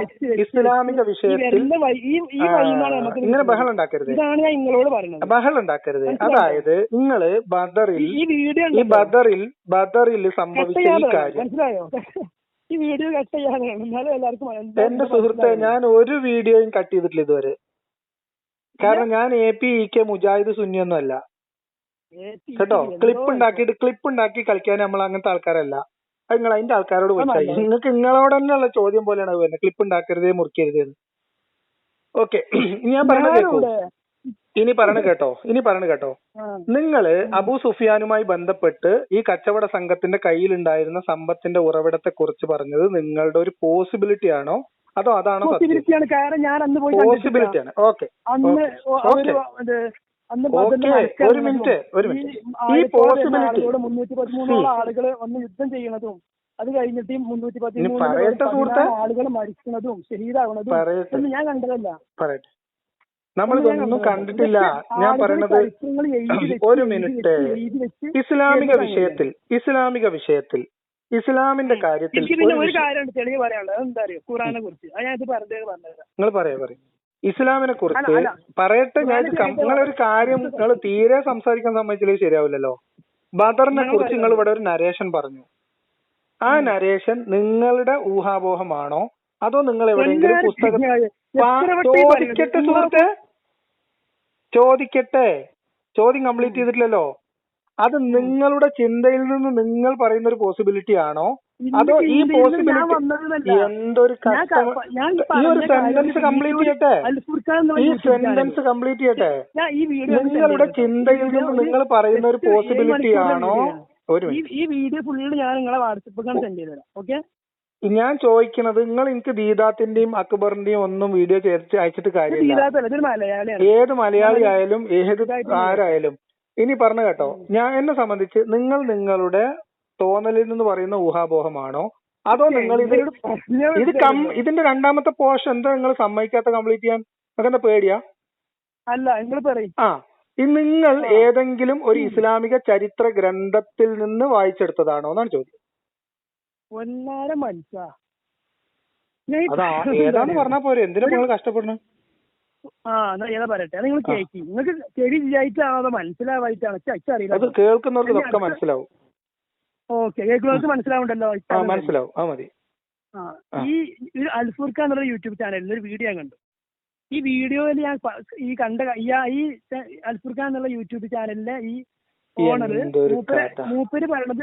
മൂപ്പര് പറയണതാണ് ഞാൻ നിങ്ങളോട് പറഞ്ഞത്. അപ്പൊ നിങ്ങൾ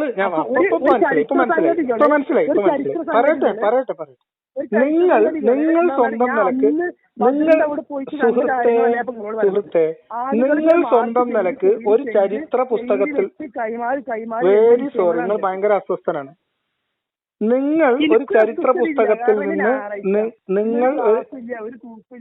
നിങ്ങൾ എന്തിനാ പിന്നെ ടെൻഷൻ ആവണം? നമുക്ക് സമയമുണ്ടല്ലോ. എനിക്കൊരു സ്ഥലത്ത് പോകണ്ടായിരുന്നു, ഒരു യാത്ര മുടക്കിയിട്ടാണ് അതപ്പം നിങ്ങളോട് സംസാരിച്ചോണ്ടിരിക്കുന്നത്. ഓക്കെ, അങ്ങനെയല്ല. നമ്മളൊരു കാര്യം തുടങ്ങി കഴിഞ്ഞാൽ പിന്നെ അങ്ങനെയാണല്ലോ. ഞാൻ ചോദിക്കണേ, ഒരു മിനിറ്റ് നിങ്ങളൊന്ന് പറയട്ടെ സുഹൃത്തെ, പറയട്ടെ. ബദറിനെ കുറിച്ച് നിങ്ങൾ പറഞ്ഞ കാര്യം നിങ്ങൾ പറയുന്നത് ഒരു പോസിബിലിറ്റി ആണെന്ന് പറയുന്നു. ഈ പോസിബിലിറ്റിക്ക് നിങ്ങളുടെ ആധാരം നിങ്ങളാണ് പോസിബിലിറ്റി എന്ന് പറഞ്ഞത്.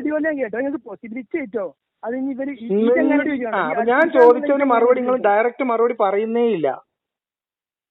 നിങ്ങൾ ഏതെങ്കിലും ഒരു ഇസ്ലാമിക ചരിത്ര ഗ്രന്ഥത്തിൽ നിന്ന് നിങ്ങൾ ഏതെങ്കിലും ഇസ്ലാമിന്റെ ചരിത്രം എഴുതി വെച്ച അഹ്ലു സുന്നത്തി വൽ ജമാഅത്ത് എന്ന് പറയുന്ന ഈ ഇസ്ലാമിക സമൂഹം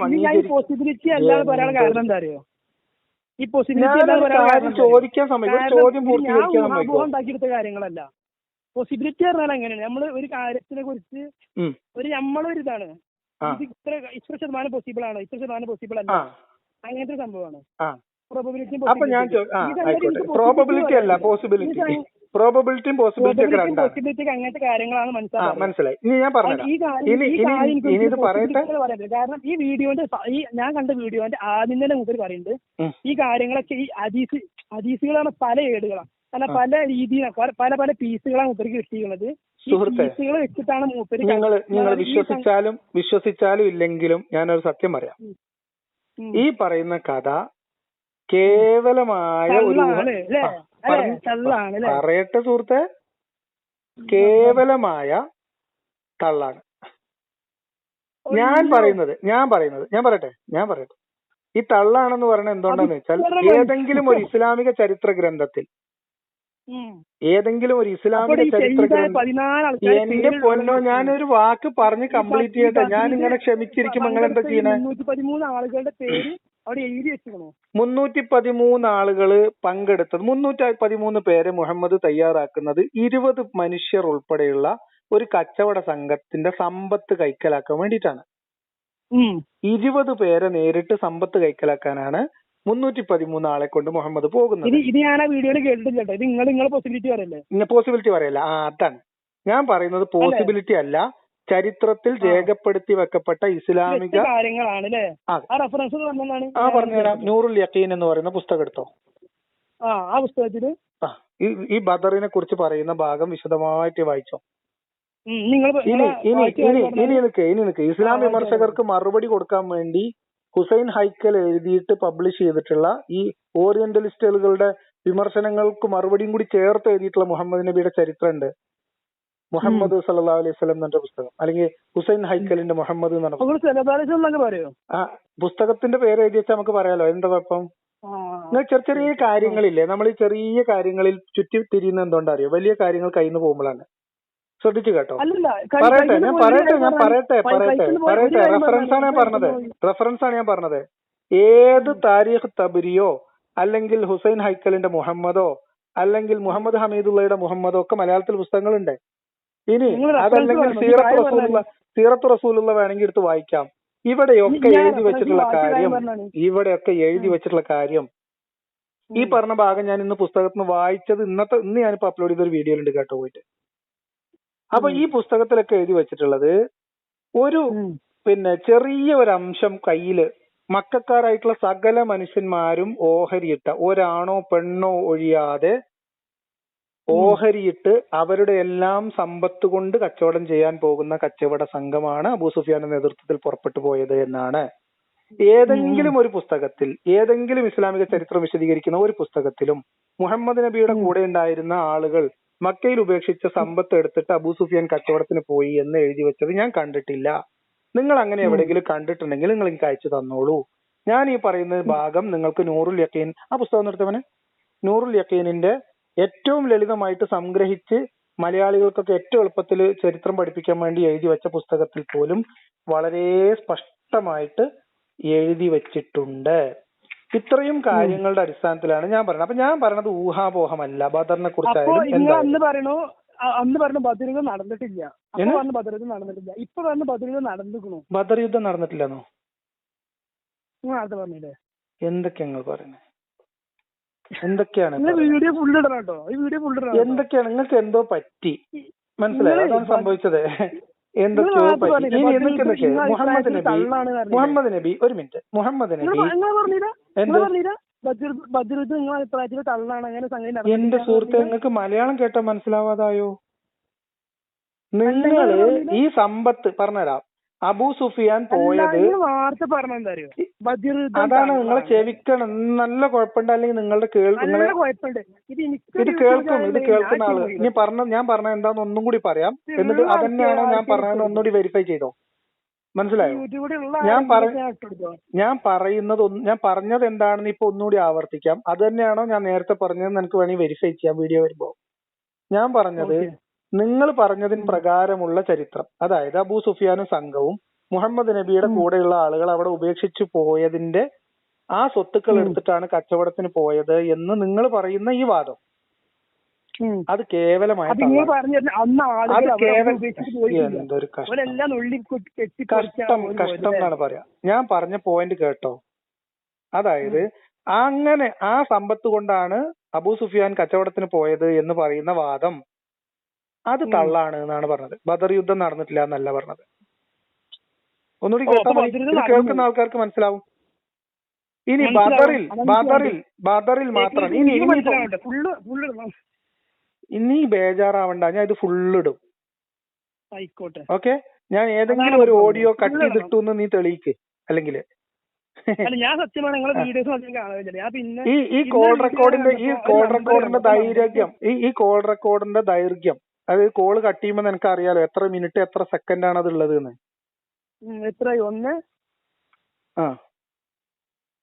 നോക്കോ, കോള് കട്ട് ചെയ്യുമ്പോ നോക്കോ, ഇപ്പൊ നോക്കിട്ട് കാര്യമില്ലല്ലോ. അത്രയും മിനിറ്റ് അതിനകത്ത് ഉണ്ടോ? ഞാൻ സ്പീഡ് പോലും അഡ്ജസ്റ്റ് ചെയ്യൂല. പോരെ, മതിയോ? ശരി.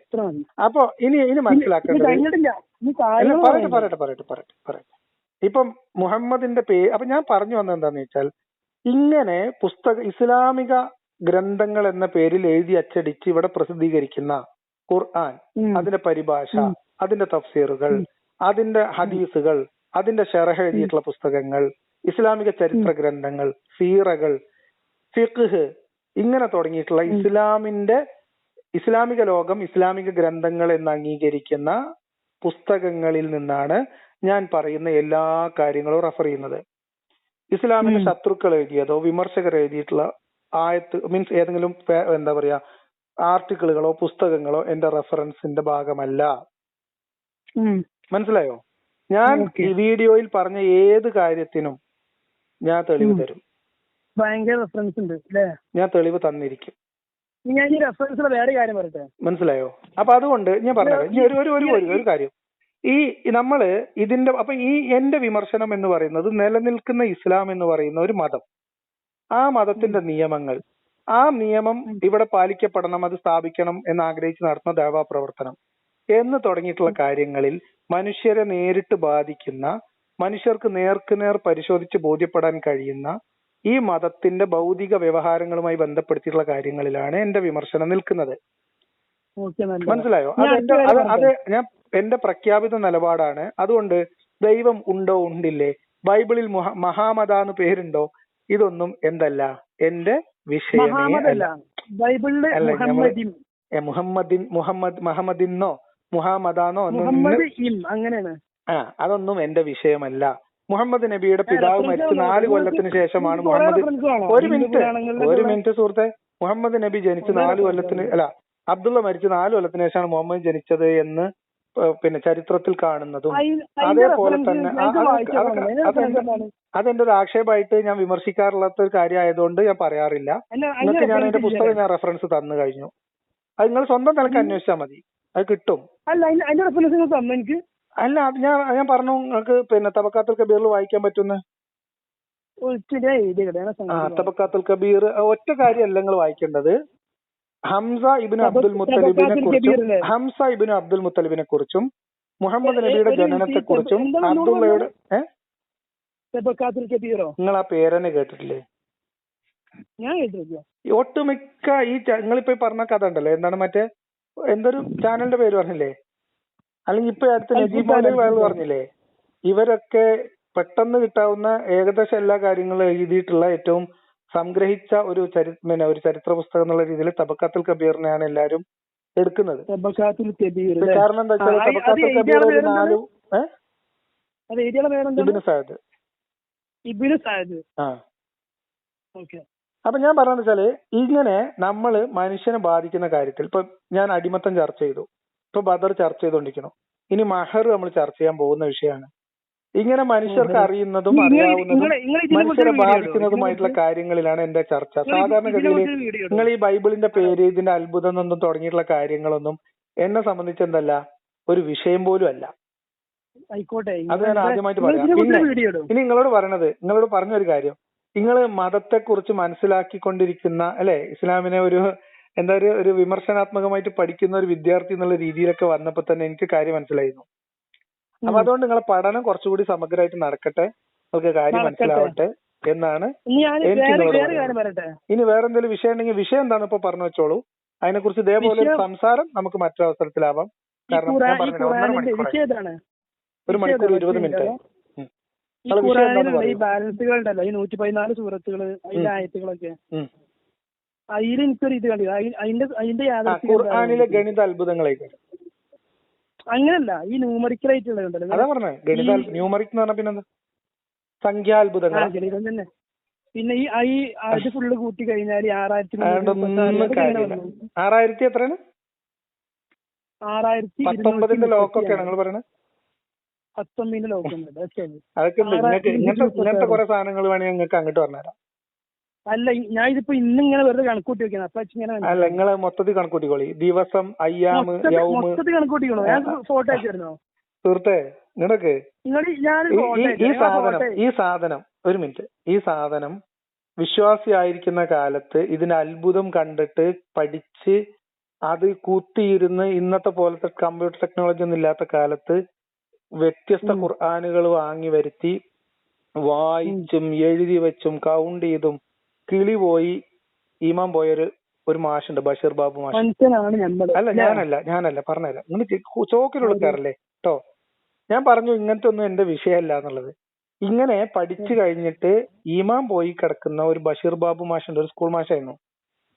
അയാൾ ഈ കാര്യങ്ങൾ വിശദമായിട്ട് പിന്നെ ഒരു എന്താ പറയാ വലിയ ഡയറികളിലാക്കി എഴുതി വെച്ച് സൂക്ഷിച്ചിട്ടുണ്ട്.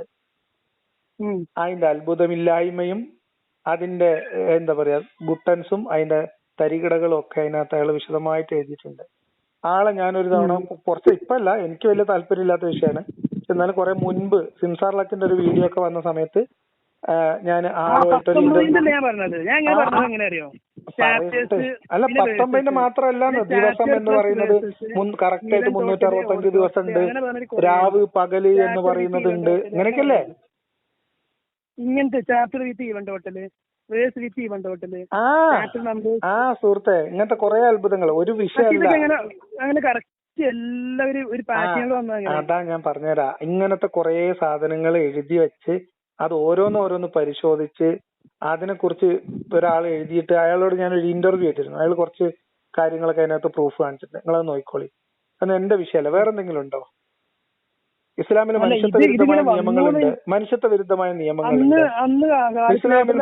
ഒരു മിനിറ്റ് ഇസ്ലാമിൽ മനുഷ്യത്വ വിരുദ്ധമായ നിയമങ്ങളുണ്ട്, ഇസ്ലാമിൽ സ്ത്രീ വിരുദ്ധമായിട്ടുള്ള നിയമങ്ങളുണ്ട്, ഇസ്ലാമിൽ വിശ്വാസ സ്വാതന്ത്ര്യത്തെ ഹനിക്കുന്ന, മനുഷ്യന്റെ സ്വാതന്ത്ര്യത്തിന് മേൽ കൂച്ചുവിലങ്ങിടുന്ന ഫാസിസ്റ്റ് സ്വഭാവമുണ്ട്. ഇസ്ലാം എന്ന് പറയുന്നത് അക്രമത്തെ പ്രോത്സാഹിപ്പിക്കുന്നുണ്ട് പല ഘട്ടങ്ങളിലും. അസഹിഷ്ണുത ഇസ്ലാമിന്റെ ഭാഗമായിട്ടുണ്ട്.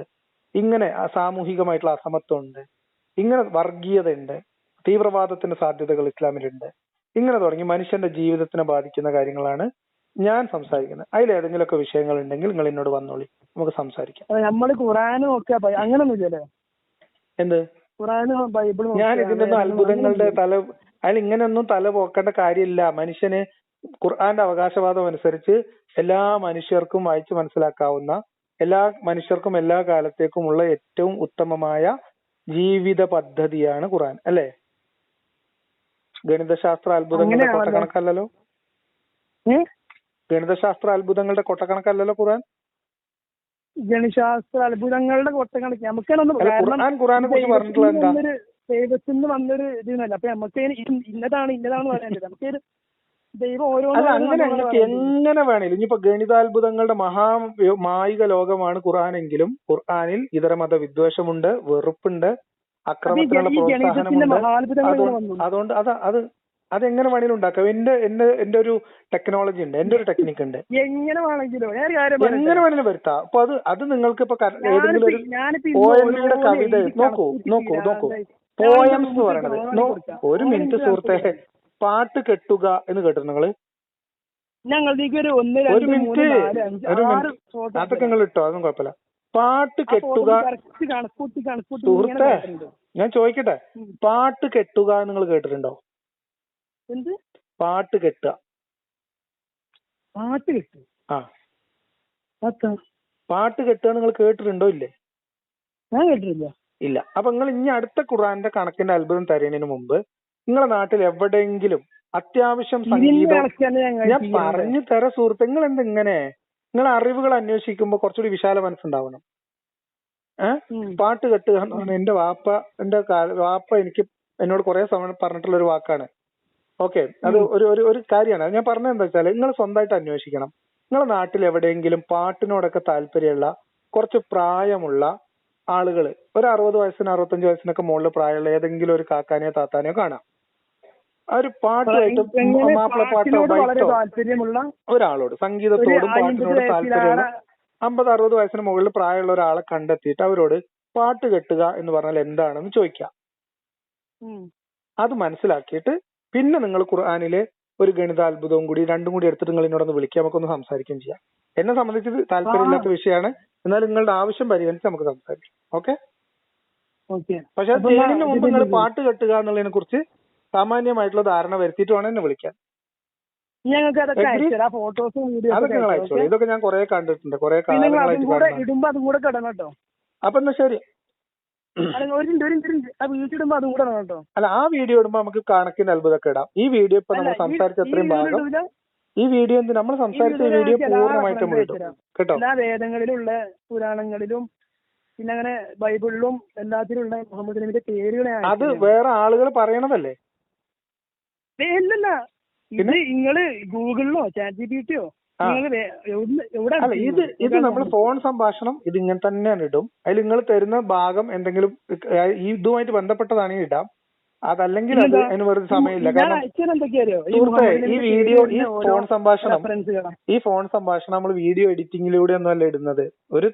എന്തെങ്കിലും ഒരു ഇമേജ് ക്രിയേറ്റ് ചെയ്യുന്ന ഈ ഓഡിയോ അങ്ങനെ എടുത്തു വെക്കുന്നു. ഇത് എഡിറ്റ് ചെയ്തിരിക്കാനൊന്നും സമയമില്ല. കാരണം ഇത് ഇത്രയും ഞാൻ ഇരുന്ന് കേൾക്കണം. ഇനിയും അങ്ങനെയൊന്നും ചെയ്യാറില്ല. അതുകൊണ്ടാണ് ഇത് കട്ട് ചെയ്യാറൊന്നും ഇല്ല എന്ന് പറഞ്ഞത്. ഇത് ഇങ്ങനെ അങ്ങ് അപ്ലോഡ് ചെയ്യാണ് അല്ല, അത് ഫോട്ടോസ് കേട്ടണമെങ്കിൽ ഇത് എവിടെ കേട്ടണെന്ന് വെച്ചാൽ മൊത്തം ഇരുന്ന് കേൾക്കണ്ടേ? നിങ്ങളൊരു കാര്യം ചെയ്തോളി. നിങ്ങൾക്ക് ഞാൻ ഈ വീഡിയോ ഈ ഓഡിയോ നിങ്ങൾക്ക് എടുക്കാനുള്ള അനുവാദം തരികയാണ്. നിങ്ങൾ എടുത്തിട്ട് നിങ്ങൾക്ക് വേണ്ട എഡിറ്റിംഗ് മീൻസ് കട്ട് ചെയ്ത് മുറിച്ചൊന്നും കളയരുത്. നിങ്ങൾ ഫോട്ടോസ് ഒക്കെ കയറ്റിയിട്ട് നിങ്ങൾ ഇട്ടോളി. അല്ലെങ്കിൽ എനിക്ക് അയച്ചു തന്നാൽ ഞാൻ അപ്ലോഡ് ചെയ്യും ചെയ്യാം. അപ്പൊ ഈ ഫോൺ സംഭാഷണം ഇതിന്റെ പൂർണ്ണ രൂപത്തിൽ ഈ ഫോൺ സംഭാഷണം പൂർണ്ണ രൂപത്തിൽ നമുക്ക് കേൾക്കാം. നിങ്ങൾ ഖുർആന്റെ ഗണിത അത്ഭുതം കൊണ്ട് വരുന്നതിന്റെ മുമ്പ് ഞാൻ ഈ പറഞ്ഞ പാട്ട് കെട്ടുക എന്നുള്ളതിനെ കുറിച്ച് സാമാന്യമായിട്ടുള്ള ഒരു ധാരണ വരുത്തിയിട്ടാണ്. ഈ ടെക്നോളജി ബൈബിളിലും വേദങ്ങളിലൊക്കെ ഉണ്ട് പറയുമ്പോ ഒരു റെഫറൻസ് എന്നെ സംബന്ധിച്ച് അതിൽ റെഫറൻസ് നിങ്ങൾ അതിൽ പറഞ്ഞിട്ടുണ്ടല്ലോ. പിന്നെന്താ കുഴപ്പം? ആർക്ക് വേണേലും പോയി പരിശോധിക്കാം. അതൊക്കെ നിങ്ങൾ പറഞ്ഞോളിയും. അതൊന്നും എന്റെ വിഷയം അല്ലാത്തതുകൊണ്ടാണ് ഞാൻ പറഞ്ഞത്.